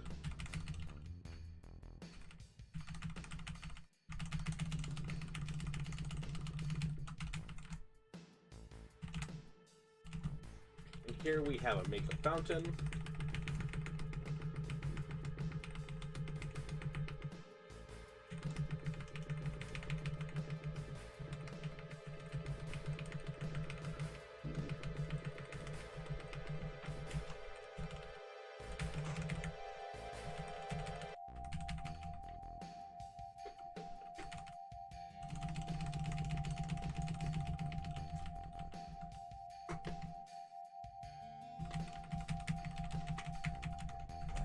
Sephiroth gives them a little bit of history lesson, how Mako energy is used to create materia.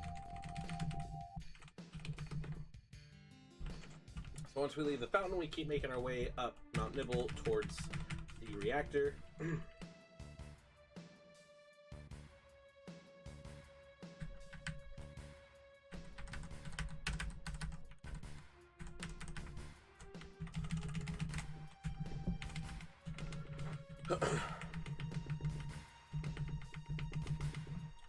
So Sephiroth tells Tifa that she can't come in, that only authorized personnel of Shinra are allowed in here. So they go inside, Tifa's left out here, and now we're gonna make our way towards the actual inside of the reactor. So climb down this chain. We'll fall Sephiroth. Sephiroth, you're slow. You're slow. Get out the way. Move, bitch. Get out the way. What it do, Sensei? What up, Beezus? How's it going, brother? Okay, so now that you're here, we're gonna talk to Sephiroth. He's like, the door's not open, blah, blah, blah, blah, blah. Comes over here to the left, finds that there's a malfunction part, and he's like, Cloud, fix it. So Cloud comes over here and fixes it. Then Sephiroth looks inside one of the pods, and he notices there's a goddamn monster in here. So, inside the pods are soldiers that Hojo's experimented with Mako energy. They're failed experiments. They've turned into monsters. Chill like a villain. How have you been? We're chilling, brother. We're living the dream. So, here at the reactor, Sephiroth kind of loses his shit, and he starts questioning his existence. Was he created as an experiment? Is he a real person? Am I human? So, he kind of goes on a little bit of a rampage, starts breaking some shit. And then, during his fury, one of the pods opens up, and they see just what one of these monsters look like.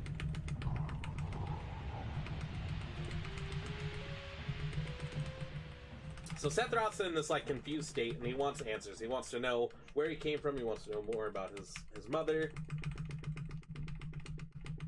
Wants to know more about what Shinra is up to. So from here, they go back to Nibelheim, and they go inside the Shinra mansion, where there's a library of books, and he starts doing research. Well, he loses his mind in his... Oh shit, that's not what I wanted.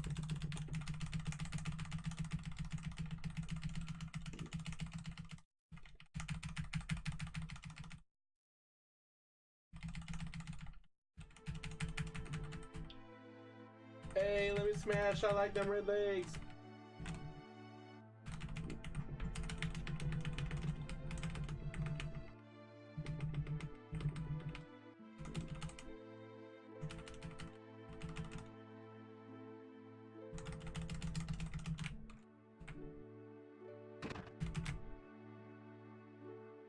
Can't wait till we get to the part with Sid.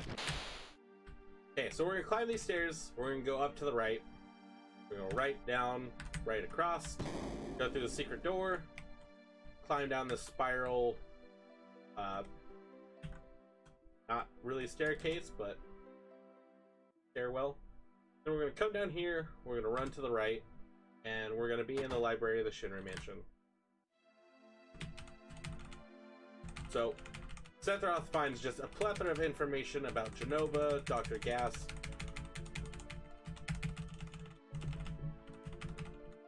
the Ancients, etc.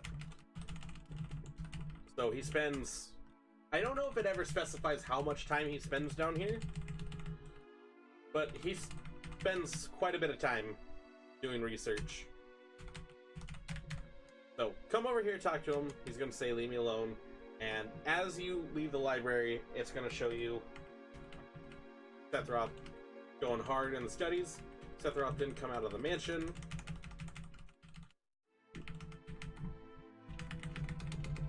He continued to read as if he were possessed by something, and not once did the light in the basement go out.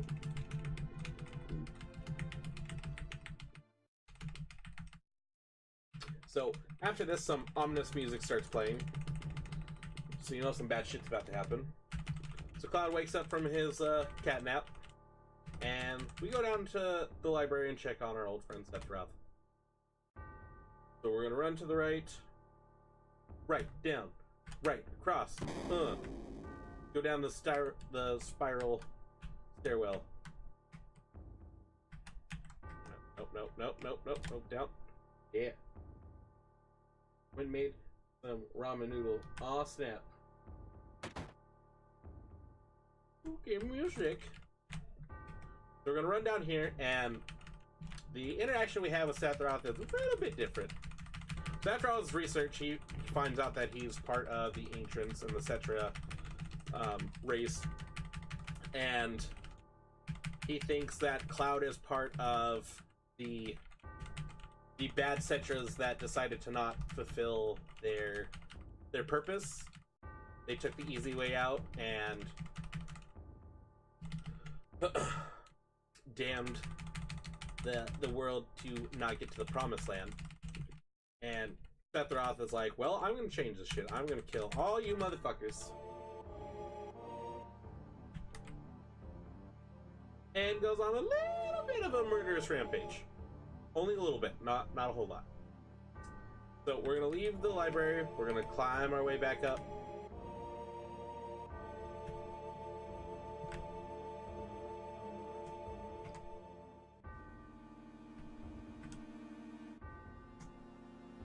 Alright, so now we're gonna leave the mansion, and the town of Calm is just fucking on fire!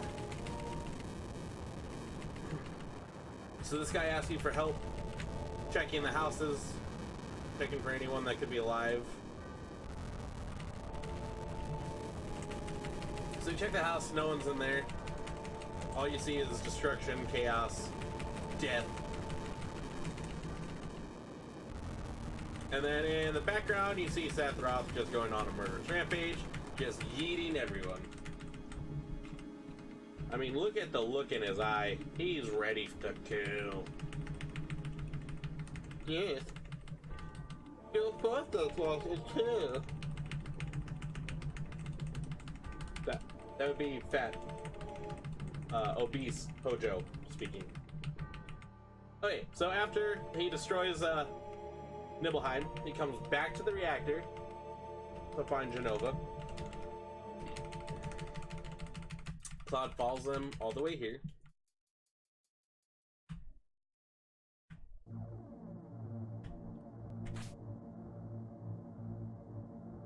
So as we get to the heart of the reactor, we notice that there is a Tifa. Tifa and her father has been killed by Sephiroth. So, in a fit of rage, Tifa wants some revenge, so she picks up Sephiroth's sword, comes into the heart of the reactor, and tries to fight Sephiroth. Well, he overpowers her, takes the sword back, and wounds her to a critical point.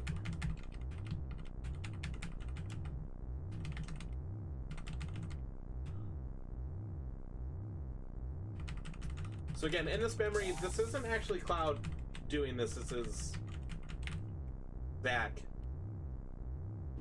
Cloud just thinks that he is the one doing this. So Tifa gets moved over here, and then Cloud comes to the heart of the reactor. So in here, you're cut up pretty bad, but we might die. Let me smash Cloud. Hell yeah. Tifa, I know you just got cut up, but let me fill that gut up with a little bit of Cloud meat. Girl, tell me you surrender. Girl, I'll pretend you said yes, that it is okay. Oh shit. 'Cause girl, I just wanna love you. Let me be the one to spread some juice over those eyeball titties. When's the record deal? I don't know, brother. Hopefully soon.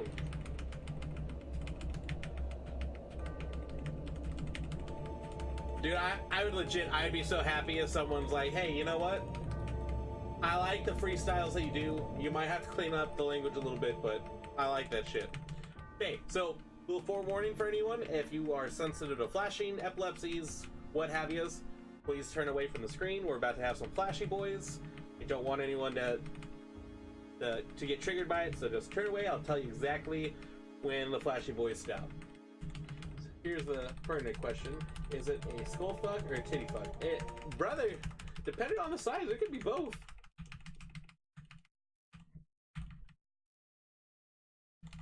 Okay, so now we're done with the memory sequence. So we're gonna leave Calm.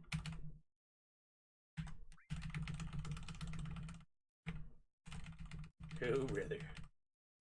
We're gonna leave Calm, and then we're gonna head for the southeast. We're gonna go past the lake where Zolam's at and enter the cave. Once we get into the cave, we're gonna see that the Turks are there. We're gonna have a slight little text conversation with them, and once we get past the cave, we're gonna make our third save file, and then I'm gonna show you guys the first warp glitch of the game. Occupy my brain somehow. In between doing backdrops.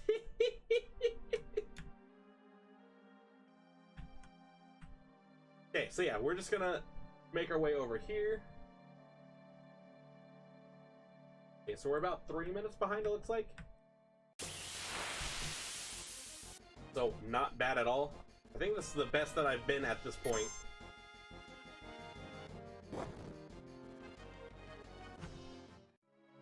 We're gonna make our way over here. We're gonna do a safety save, because Zolam's an asshole.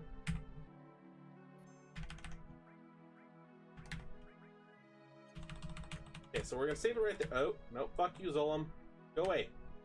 Go away. You're an asshole.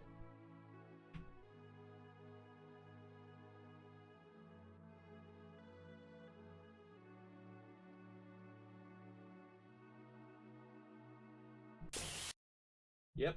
I knew it. You're an asshole, Zolam.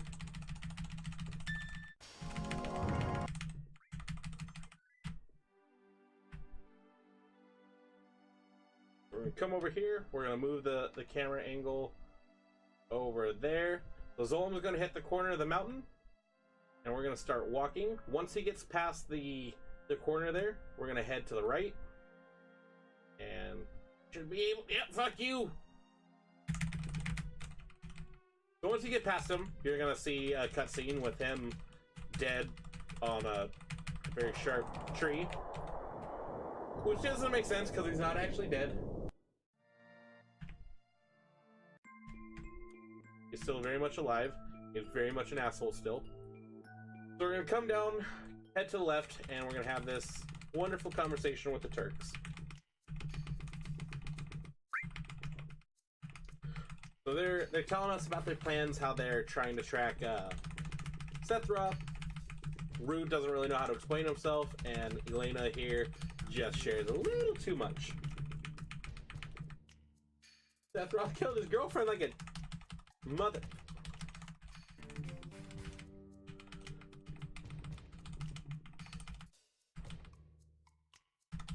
So Sang tells them to go file the report, get the hell out of here.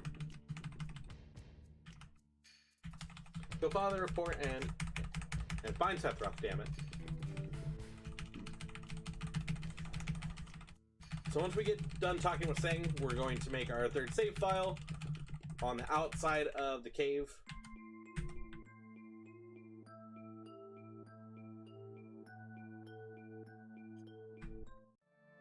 Okay, so we're gonna save right here. So this is gonna go in slot number 3.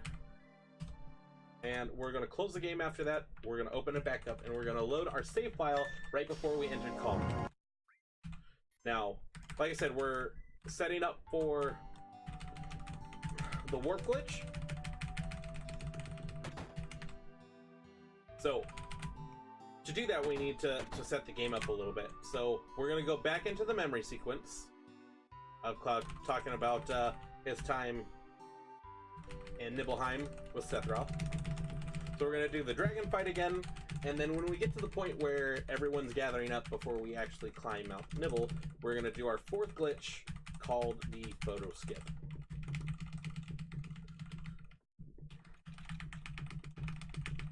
So y'all have already seen this.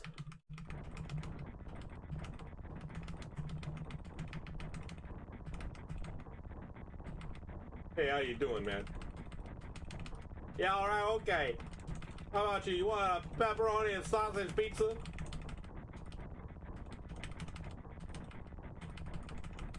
Hey, you! How about a pepperoni and sausage pizza?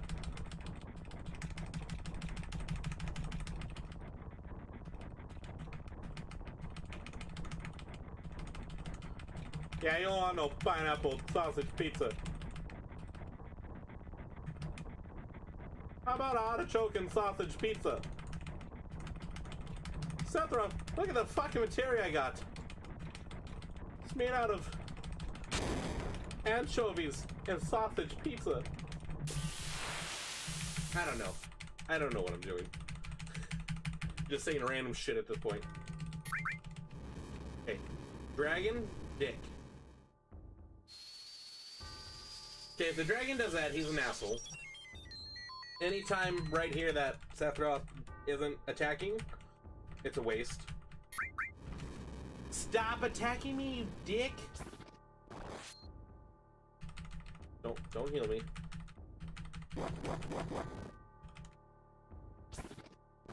Okay, good. Good.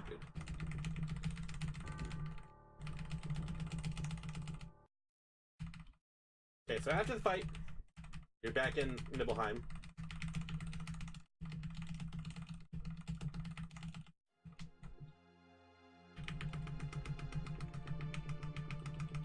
I mean, you see this cutscene so many times, you gotta improvise. I'm doing like a really terrible impersonation of how I think a make fun of New York accent should sound. And it's not very good. Not good at all. Okay, so as soon as you get control of Cloud, just hold the run button, move up. Barrett's gonna interrupt you because he's like, Jenova, I've heard that name before. That damn headless thing at the Shinra building. Yes, Barrett. We will answer all your questions after story time. Okay, so once we regain control of Cloud,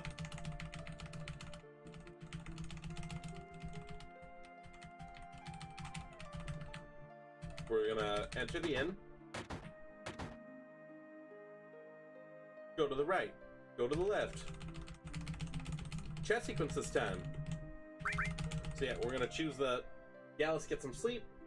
And now we're about to do our glitch. So the guy in the white shirt, that's the photographer. What we're gonna do is we're gonna move Cloud's character to up and to the left of him.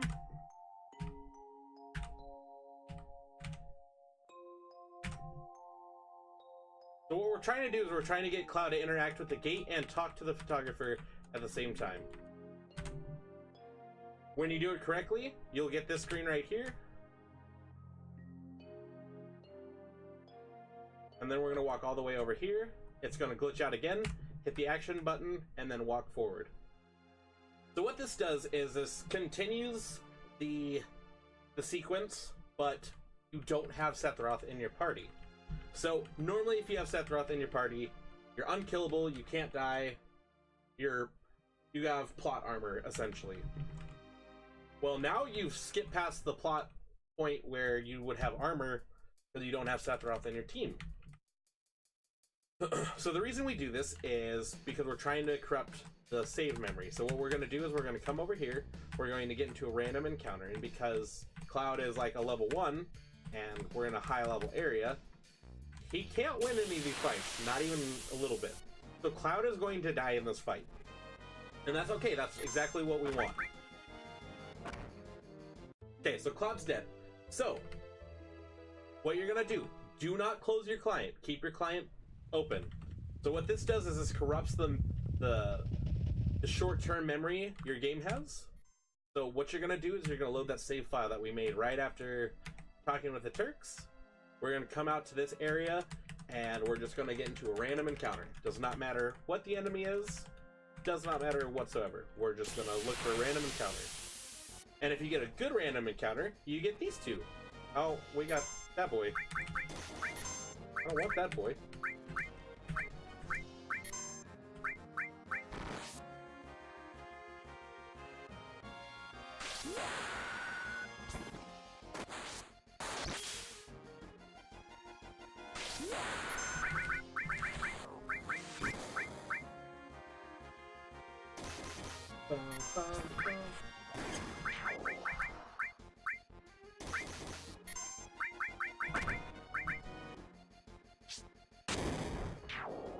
We're just gonna throw grenades because they do the most damage.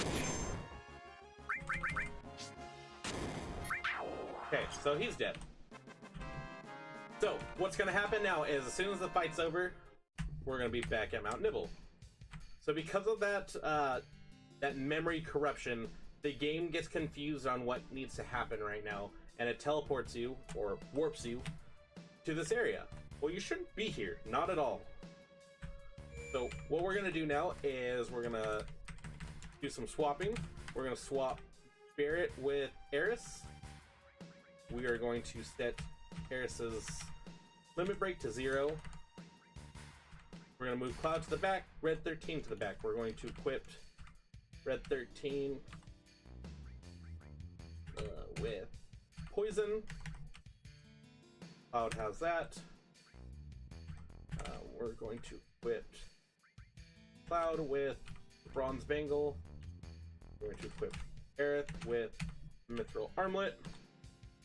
We're going to give everyone Tranquilizer. And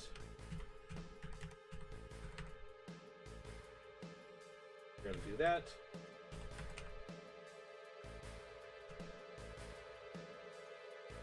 Okay, so we're going to do that, and then we're going to save this file in the 2, 3, 4.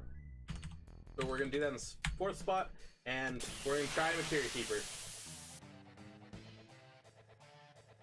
Okay, so we're going to start out with Cloud using magic on himself.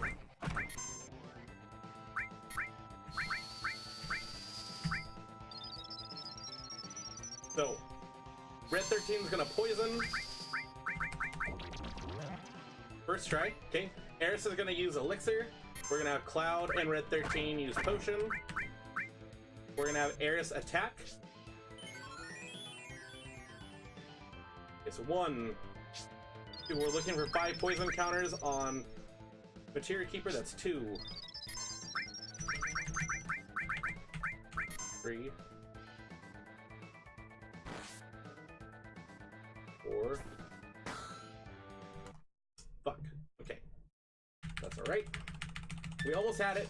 So, I didn't check Aeris's attack stat. So, what we're gonna do is... So her attack is just a little bit too high.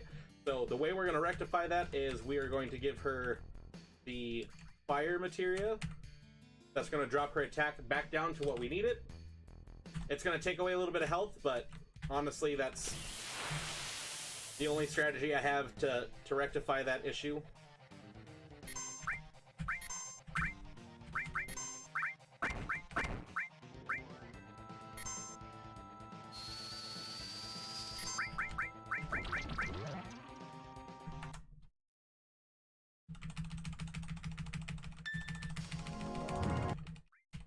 Yeah, we found it the other night, remember, Chrissy Poo? Because it happened, and I'm like, well, fuck, what am I going to do about this? Okay, so we're going to just save over that file again. 2, 3, 4. So I don't have to keep doing the fire every time. Ooh, okay.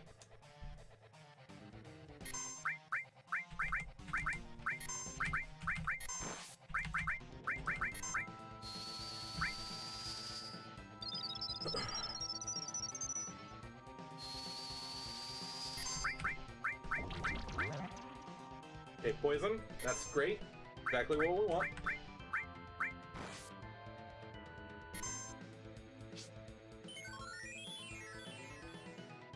Okay, so that's 1.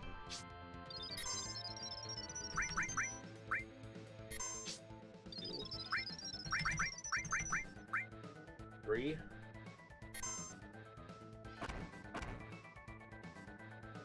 4. 5. Yes! Oh, fuck yeah!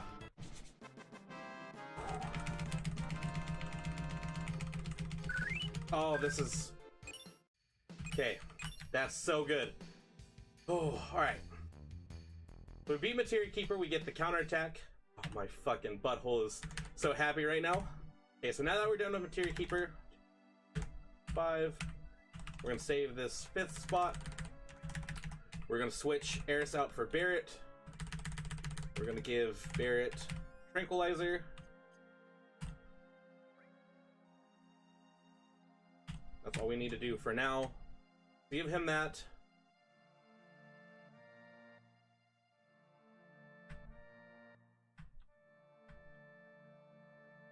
Parmesan in them, boys. Okay, so we have one more major RNG that can happen. But other than that, we are on like ridiculous time right now. We're 7 minutes behind the world record that I learned this run from, so we're doing fucking great. Alright, so we are in Rocket Town now. So what we're going to do is we're going to go to the item shop and we're going to sell all of the items that we don't need.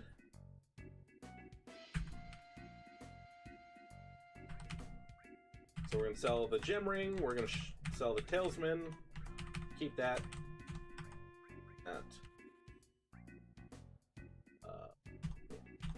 So we're going to do that. We're going to buy 11 high potions, and we're going to buy time. So we're going to come out here, we're going to talk to this old guy once, then we're going to talk to him a second time, and then we're going to select the, yeah, let's take a look at it. So we're going to take a look at the rocket, and what ends up happening is the old man's really thankful that you're taking the time to talk with him, and he gives you this fucking badass weapon for Cloud. So now what we're going to do is we're going to equip the new sword onto Cloud, and we're going to switch his materia. We're going to switch lightning for counterattack. So he's going to have counterattack and restore on him so he can heal. So we're going to come in this house, we're going to go into the back, and we're going to find the tiny Bronco. As we're out here, Shira's going to come out and ask us if she can help us. She's going to tell us about Sid and the space program.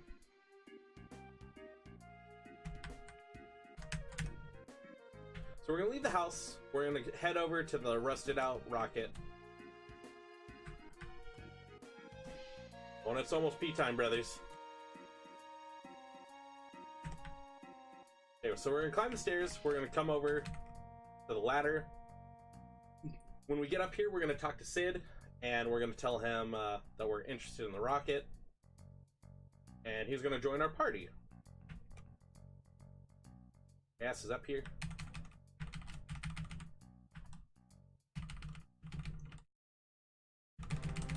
I'm the captain, I'm Sid.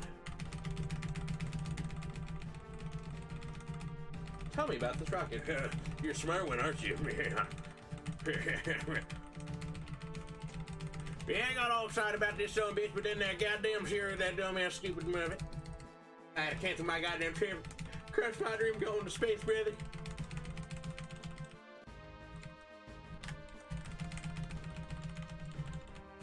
And I need that De Niro.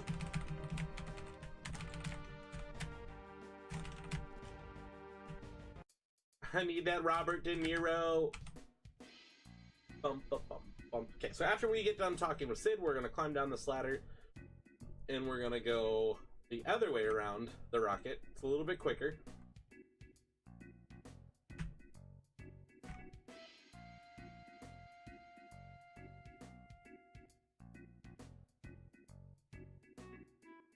Okay, so now we've left the rocket. We're gonna go back to the house. And we're gonna talk with Shira. She's gonna tell us why Captain Sid is so rude to her and why she's totally fine with it. So, like, I'm speeding through the text conversation, but Sid is really actually kind of a dick to Shira. And we're like, man, he's got an attitude. What is up with that guy? And she's like, well, here's the story. So we're about ready to send this rocket up to space, and I was checking the oxygen levels down here, and because I was doing that, they started the sequence, and I wasn't done checking it, so the captain saved my life and gave up his dream to make sure that, you know, nothing happened to me.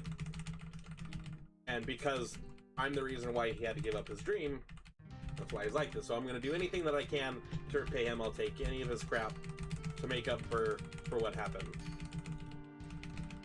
Okay, so as soon as the launcher says 30, it's gonna hit a bunch of sequences that I don't need to worry about, like some of the other chat ones. I'm gonna run and take a quick pee break, and maybe grab a beer, depending on how much time I have.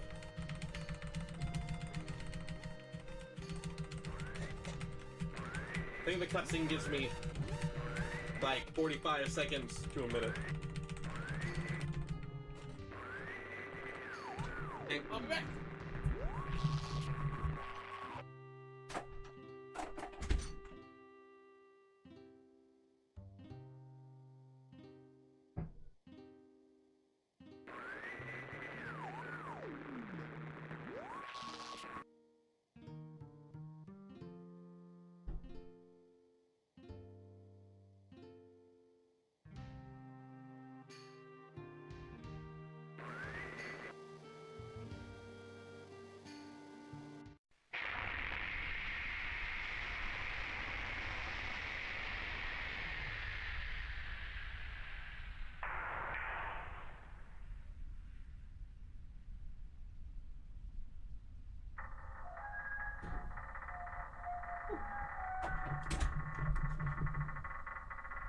Oh, perfect timing, brother.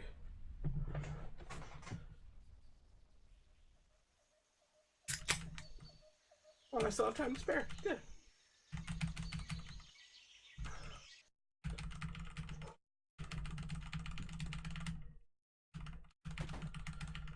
Oh.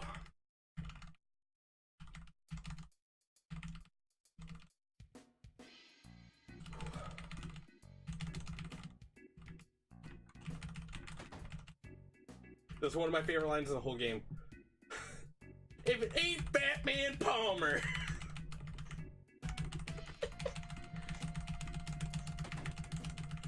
Also, this is some gross shit. He's like, I want some tea with like a fuckload of sugar, sweetener, and lard.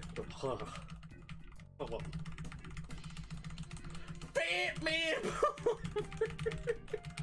Palmer. Excuse me, this way. Palmer's planning on stealing the tiny Bronco. You might want to go get it back.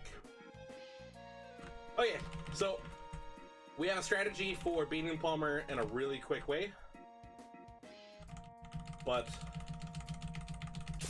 I don't think I did the thing that I needed to do.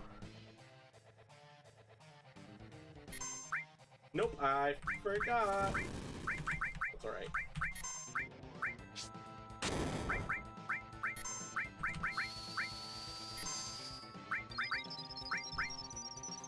So pretty much in this fight, just keep Cloud healed. That's honestly the only thing you gotta worry about.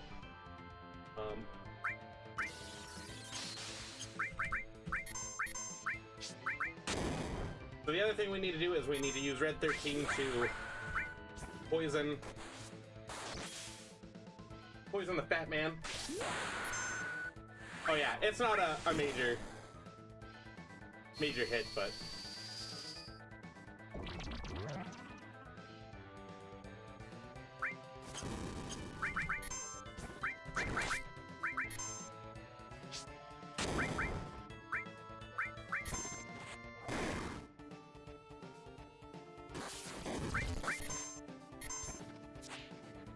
Oh.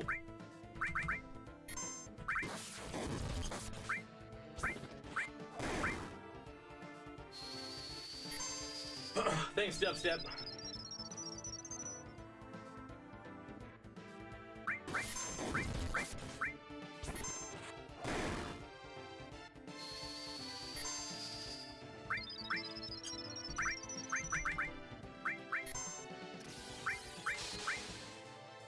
Yep, so that's all you gotta do. You just gotta focus on Healing Cloud.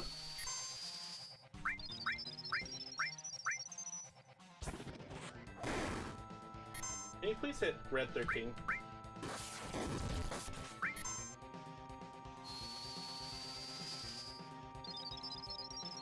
FWIG, thank you so much! We're really close. We're doing a really good job. Oh, and thank you for the follow! Yeah, so we have one more, like, super serious RNG factor in the game. Other than that, pretty safe for the rest of the run.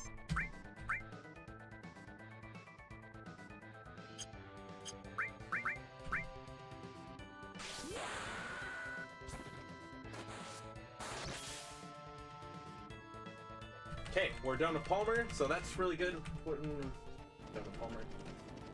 So we're about 7 minutes behind the world record. Okay, this is my second favorite part of the whole game. Yeet.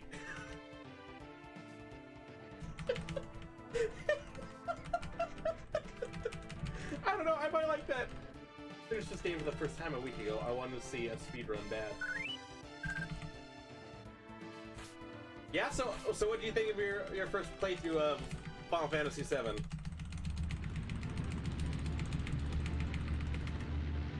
Palmer just gets yeeted out of life by a truck. Well, he almost gets his head cut off by Tiny Bronco, and then he's like, "Man, let me go get my lard and sweet tea," and then yeet.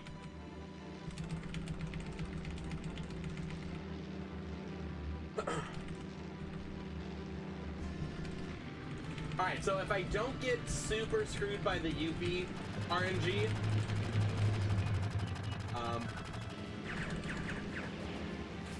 like if I can get her in like the first 5 attempts, we're probably looking at a 2:45 run. 10 growing up, so it's hard to beat, but I thought it was amazing. I cried big time. Brother, I'm right there with you. So the actual first Final Fantasy game, if you want to get technical, I played was Mystic Quest. The first like main series one that I actually played was 10. So 10 has a very special place in my heart. It is by far my favorite one out of all of them.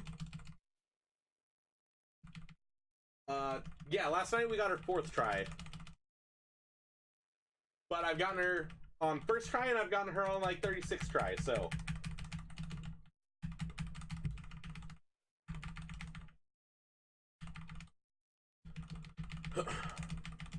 Okay, so we are on.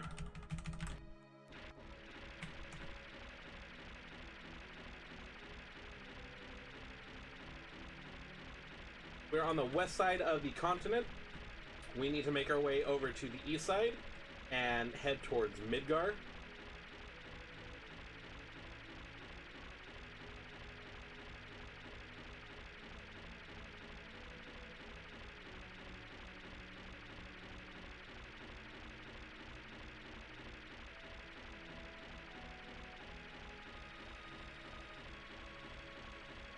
We're just gonna follow the coastline.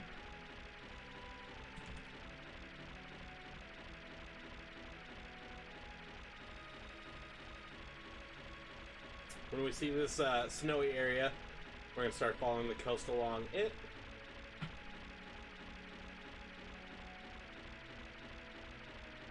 Just keep following. There are a lot of parts of this one that I skipped. But you're actually about to see another warp glitch, so you are in for a treat, brother. So yeah, so we're gonna park right outside of Midgar. We're gonna head back over this way. We're gonna run from any encounters that we get into.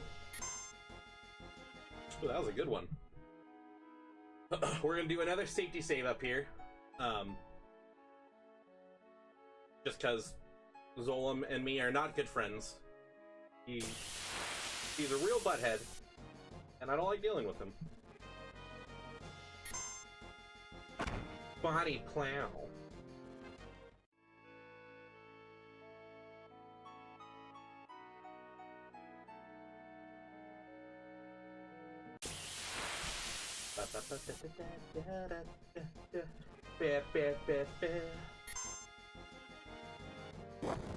Well, apparently wolves like eating my ass. That's fun.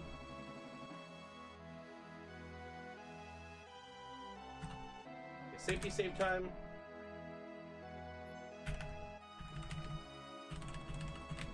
Okay, so we're gonna walk to this corner of the lake. We're gonna move the camera this way. Nope. Eat. Nope. Damn you, Zolom!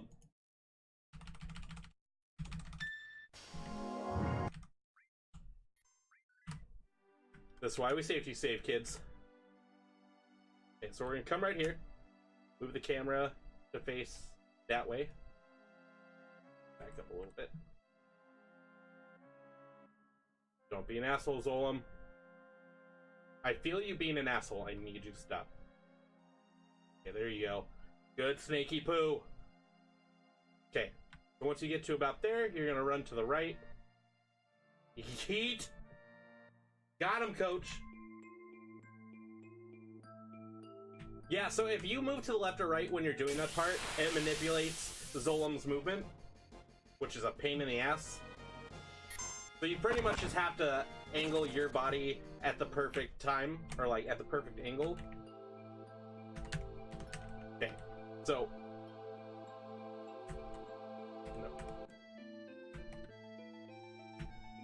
We're gonna climb up this. Gonna run from these guys. Didn't know you could. Yeah, so you can flee from actually the very beginning of the game. It's harder for some fights, but you can totally do it at the very beginning. So we're gonna do our last save. We're gonna put this in slot 6, and then we're gonna close the game. We're gonna open it back up, and we're gonna open an old save file. So from the very beginning of the game, or not very beginning, but earlier in the run, when we were at the Shinra headquarters, we glitched out this area using the elevator glitch, and we made a save out front. So what we're gonna do here is we're gonna go back to the motorcycle scene, the little mini game, and we're gonna fight Motorball again. However, this time we're not trying to live, we're not trying to win, we're actually trying to kill the entire team in the process.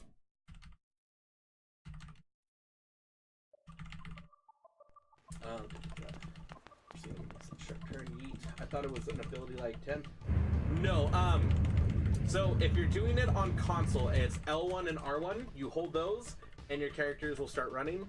For me, I'm doing the Steam version, so my setup is page up and page down.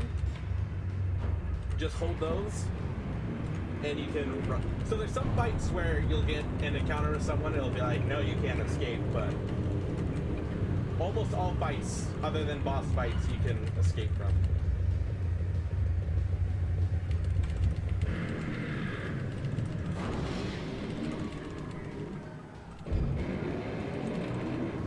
Okay, so we're I think 9 minutes behind right now, world record. So okay, so we're gonna start this. We're gonna push the truck over to the right side because we want Tifa and Bear to be attacked, and we're gonna hug just the top left corner of the truck, and these guys are gonna do some work on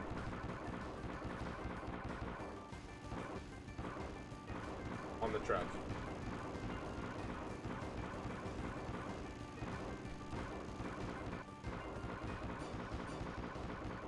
So again, we want them to knock out Barret and Tifa first.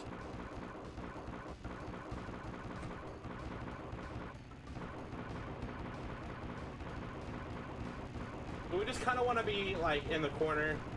That's going to let those guys do a bunch of damage without the truck moving to a spot we don't want it to get to.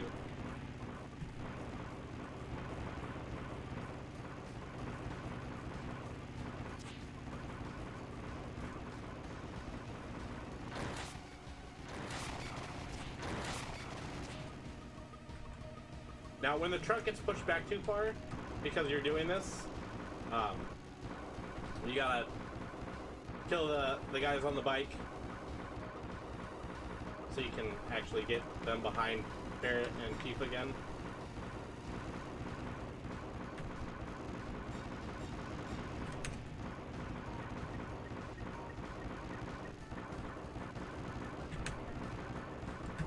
And then now I'm trying to get Cloud's health down as much as possible.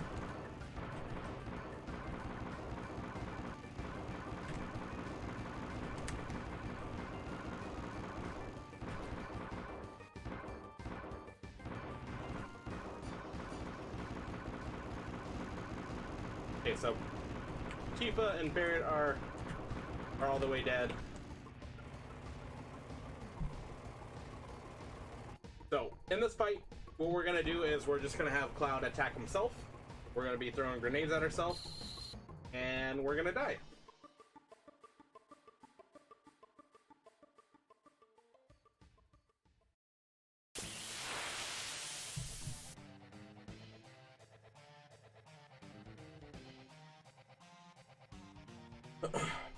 The motorball always starts out the fight with a back attack. So, what we're gonna do with Cloud is we're gonna use items, we're going to use a grenade, and we're just gonna throw grenades at Cloud.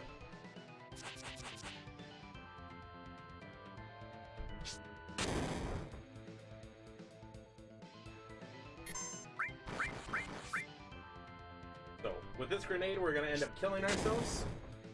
And what we're gonna do now is do not close the game. Keep the game client open. Get back to the title screen. We're gonna click continue, and we're gonna open our save file that we did right after passing Zolom for the second time. So, what we're gonna do now is we're gonna head over to this area right here, and we're going to start one of the biggest RNG struggles of the game, trying to find Yuffie. So on a really good run, you're gonna find Yuffie, you know, between the first attempt and the 10th attempt. On a decent run, you're gonna find her between 11 and 20, and a terrible run is gonna be anything after 20.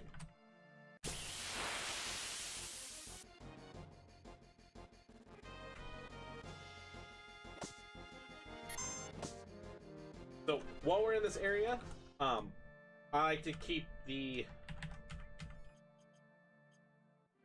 idea of keeping Cloud's health above 280, 300.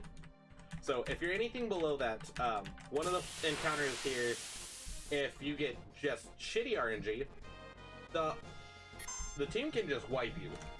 They do about 280, 300 damage at max damage. So any fight that you're even getting close to the 300 mark, just heal up. It doesn't take a whole lot of time. So like these guys do a lot of damage.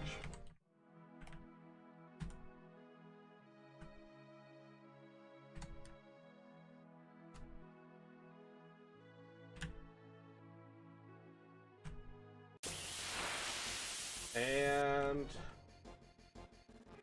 it's like attempt 5.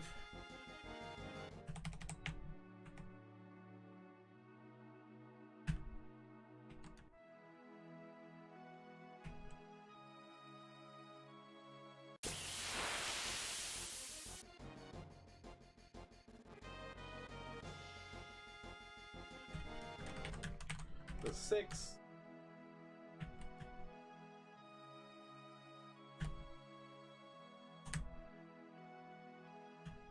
Come on, Yuffie. You tweet to daddy. Get a 7.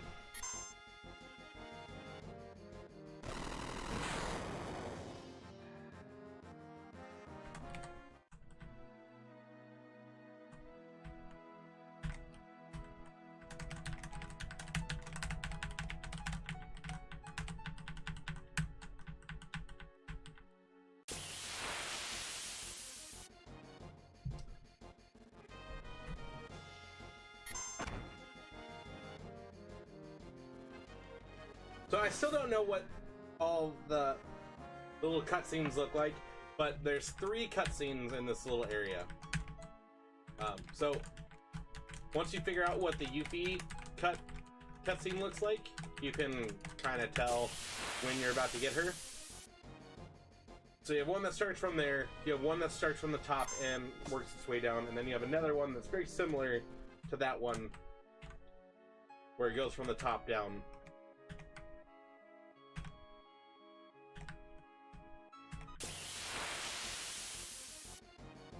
You guys are assholes.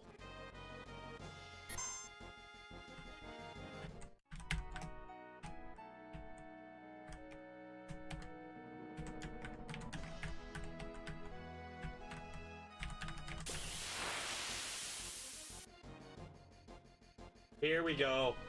Yuffie time.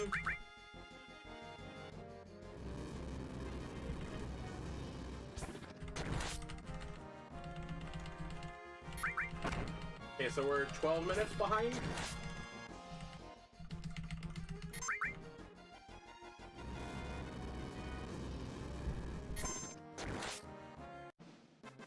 Okay. So now that we've beaten Yuffie, we're gonna go through the ending scene, and then we're gonna warp our way back to Motorball. No, that was, what, I think 11 tries? Not terrible. Okay, so I'm gonna be just super cautious with this. Normally I would do an attack first turn, but we are going to do Cure because I do not want to risk this run. So we're gonna do Cure, and then we're gonna do a Limit Break.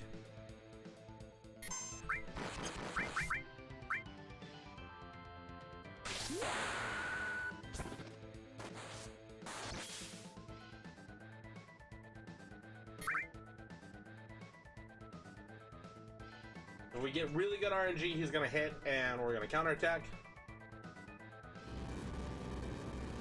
If he counters, you'll see him hit twice. Yeah! So, I think the next hit he's done. Hell yeah, brother.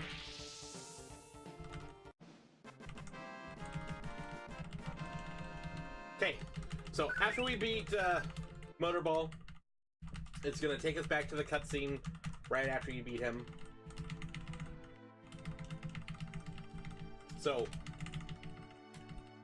for whoever was not in the stream last night, so at this next part, last night I fucked up. So when you're deciding your party, you cannot have anyone that is going to be in the chat sequence at the Mount Nibble time, or the Mount Nibble memory that we did earlier, except for Cloud. Cloud can be in the party, but we cannot have Tifa or Aeris in the party. So what we're gonna do is we are going to pick Barret and Red 13 to be in our party as we leave this place. So if you have Tifa, what ends up happening is your game will soft lock when we go to the cave to get the chat sequence to start back up. And we don't want that. So that cost me like 8 minutes last night and screwed me out of my sub 3 hour run. So Barret, Red 13. I don't know what happens if you put Sid in, and I might be wrong even with the Aeris, but I know for sure if you have Tifa in your party, soft locks every single time. Okay, so we got her now. So we're gonna run back to our Flyboy.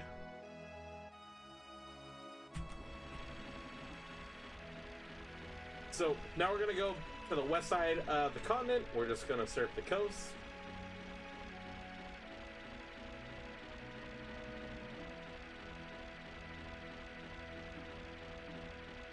We're gonna take this outside edge here.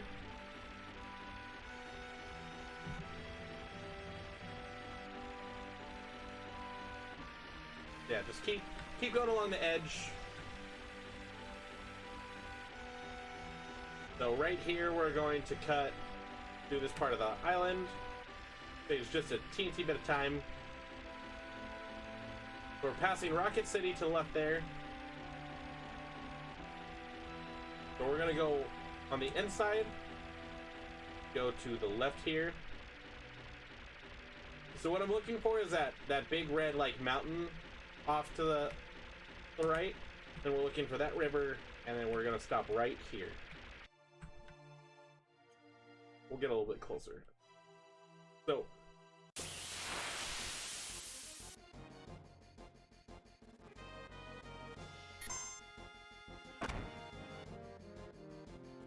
we're gonna do a safety save right here.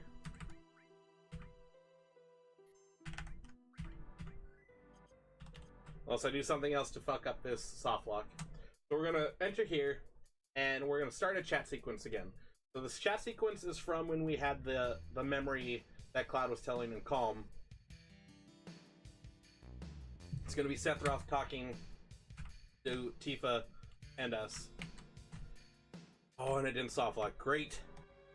So this part is very important. This helps us set up the debug room glitch that we're about to do. So after that, we're gonna come ride the river right here.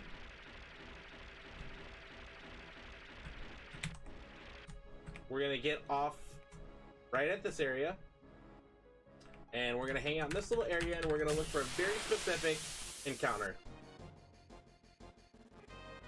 So what we're looking for is actually one of these guys. These are called flat beats. We're looking for a flat beat, and then this enemy called Spencer. They're like little fishes. So we're looking for 3 Spencers and a flat beat. And all we're gonna do is, once we find it, we're gonna run away. Now this part's a wee bit scary. These guys can actually one-shot the team.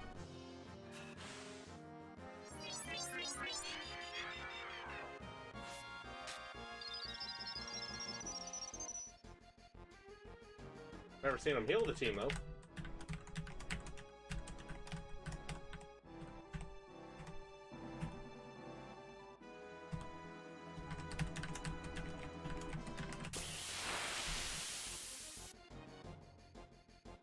Perfect, this is the fight we're looking for.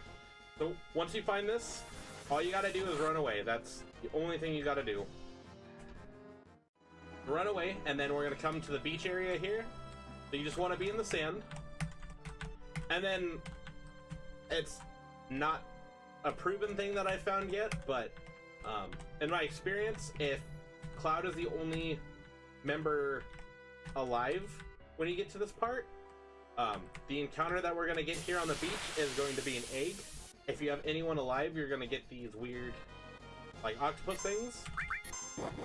But again, I don't think that's 100% because I've also had the egg with everyone alive.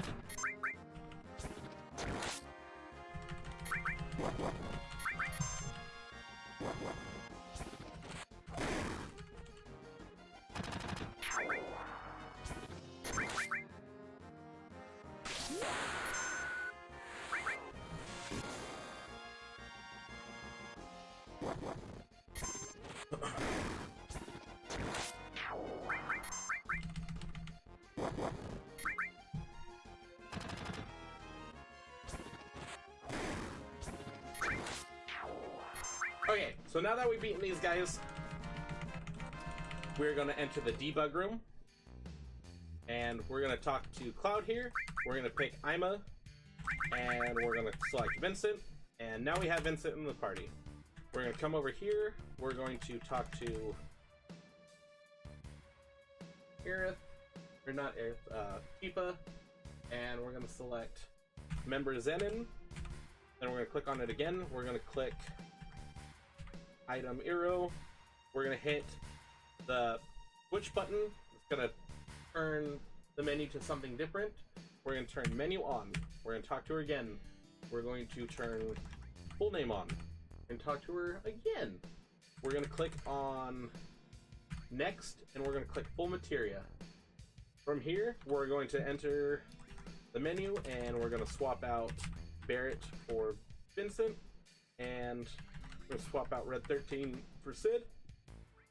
We're going to equip Cloud with the Ultima weapon, and we're going to change out his restore for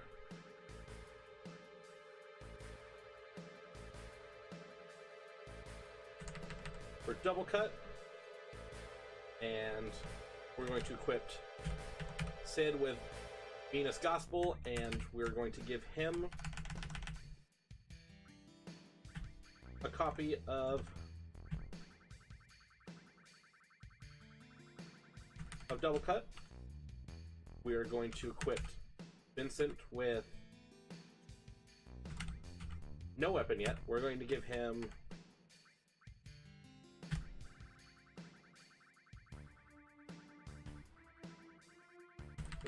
Steel. Steel and Master Magic. Then we're going to talk to Yuppie, and we're going to do Battle 99.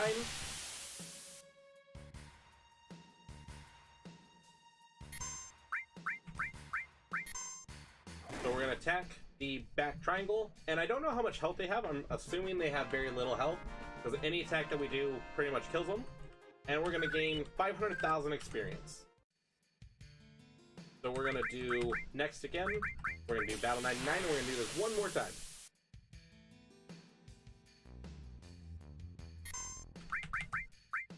So we're going to attack the back triangle once more, and we're going to gain a fuckload of experience again.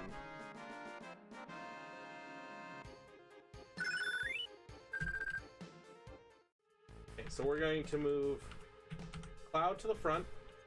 We're going to equip Vincent with Death Penalty.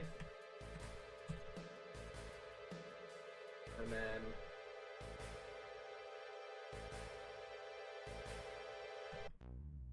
so we're going to hit the B button again. We're going to talk to this Tifa.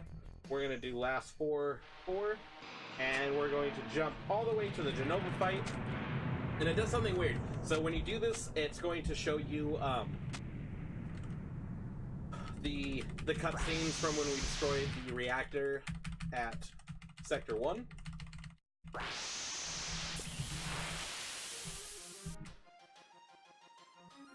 So for this fight, we're just going to spam the double cut move, and Vincent's just going to hit once.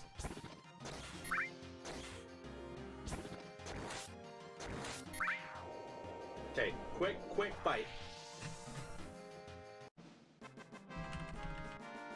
Okay, so that's Jenova. We're gonna fight Sephiroth now. We're gonna fight him 3 times. We're gonna fight him in 3 different forms. So again, it's gonna keep showing you clips of when we destroyed the reactor, the aftermath. It's gonna show you these weird clips.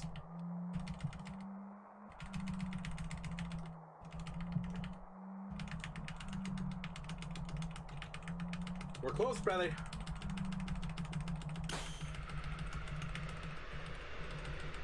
So now we see the cutscene where Cloud jumps on the train. So right here, where everyone's like in this weird screen, and Sephiroth's like manipulating us. It's gonna ask us to choose our team again, which I don't know why it does that. It's kind of weird, but again, we're just gonna pick Vincent and Sid.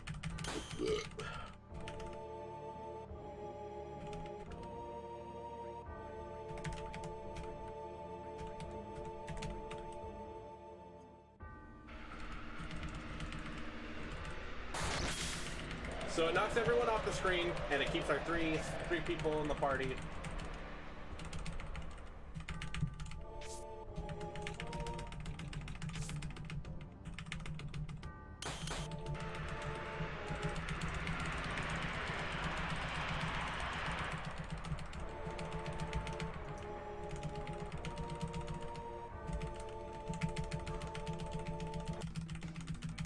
Minutes, boys.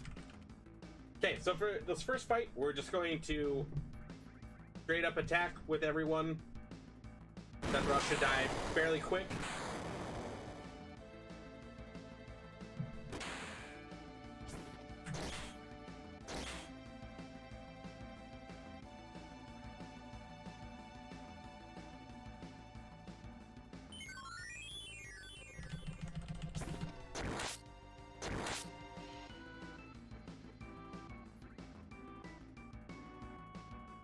Let go, brother. Can you hurry up with your attack, Sephiroth? I got a record to beat.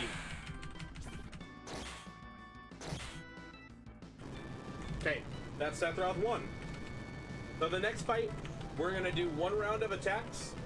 So Sid, Cloud, and Vincent are going to attack, and then we're gonna have Vincent use his Master Magic Materia, and we're gonna have him use D-Barrier on Sephiroth so we can beat him as quickly as possible. He's gonna put up a barrier. Pizza rolls are burning. Hold that faster so we can get them out of the microwave. Sephiroth, my pizza rolls are burning, brother!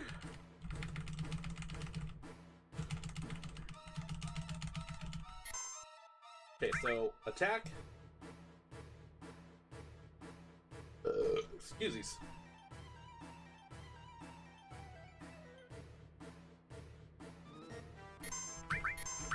So attack, attack, attack. And then magic. Come down here to D-Barrier.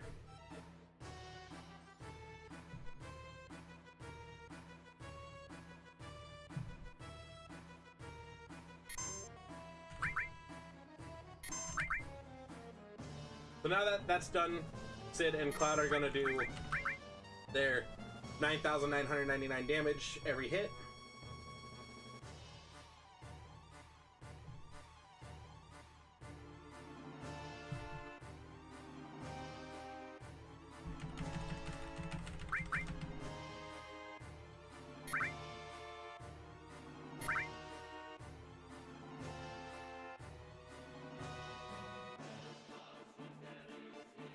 I think they're supposed to. I think there's been a lot of like audio glitches that I've noticed the game makes.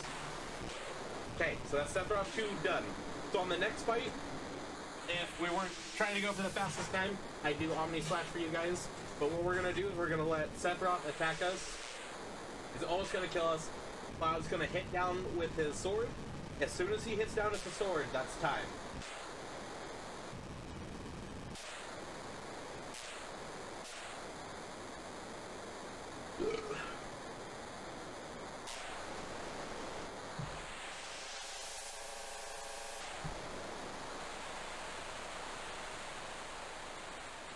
Almost, brother. We're almost there. Not counting my chickens till I get that hit.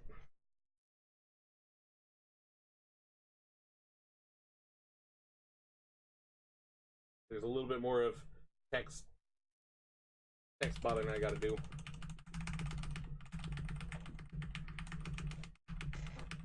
Got a beer to drink. Welcome to the stream, brother. Adrian OR, welcome to the stream, brother. About to see the last moments of this sub 3 hour run. You know what I'm talking about, brother?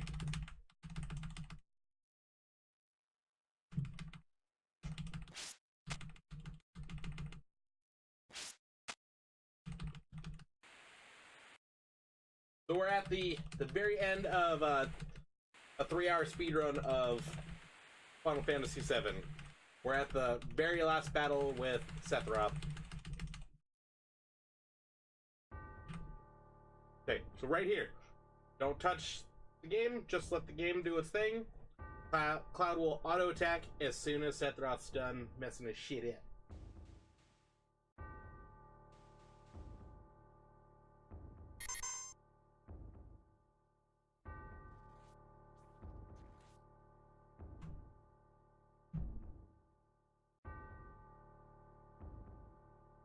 We fucking did it, boys! Woo!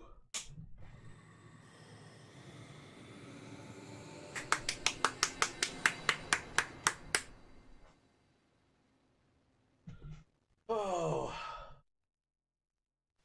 3 weeks. 3 weeks of grinding this shit out, boys. And we got ourselves 3 hours. Woo! So I just... Oh, shit. Chrissy Poo coming in hot.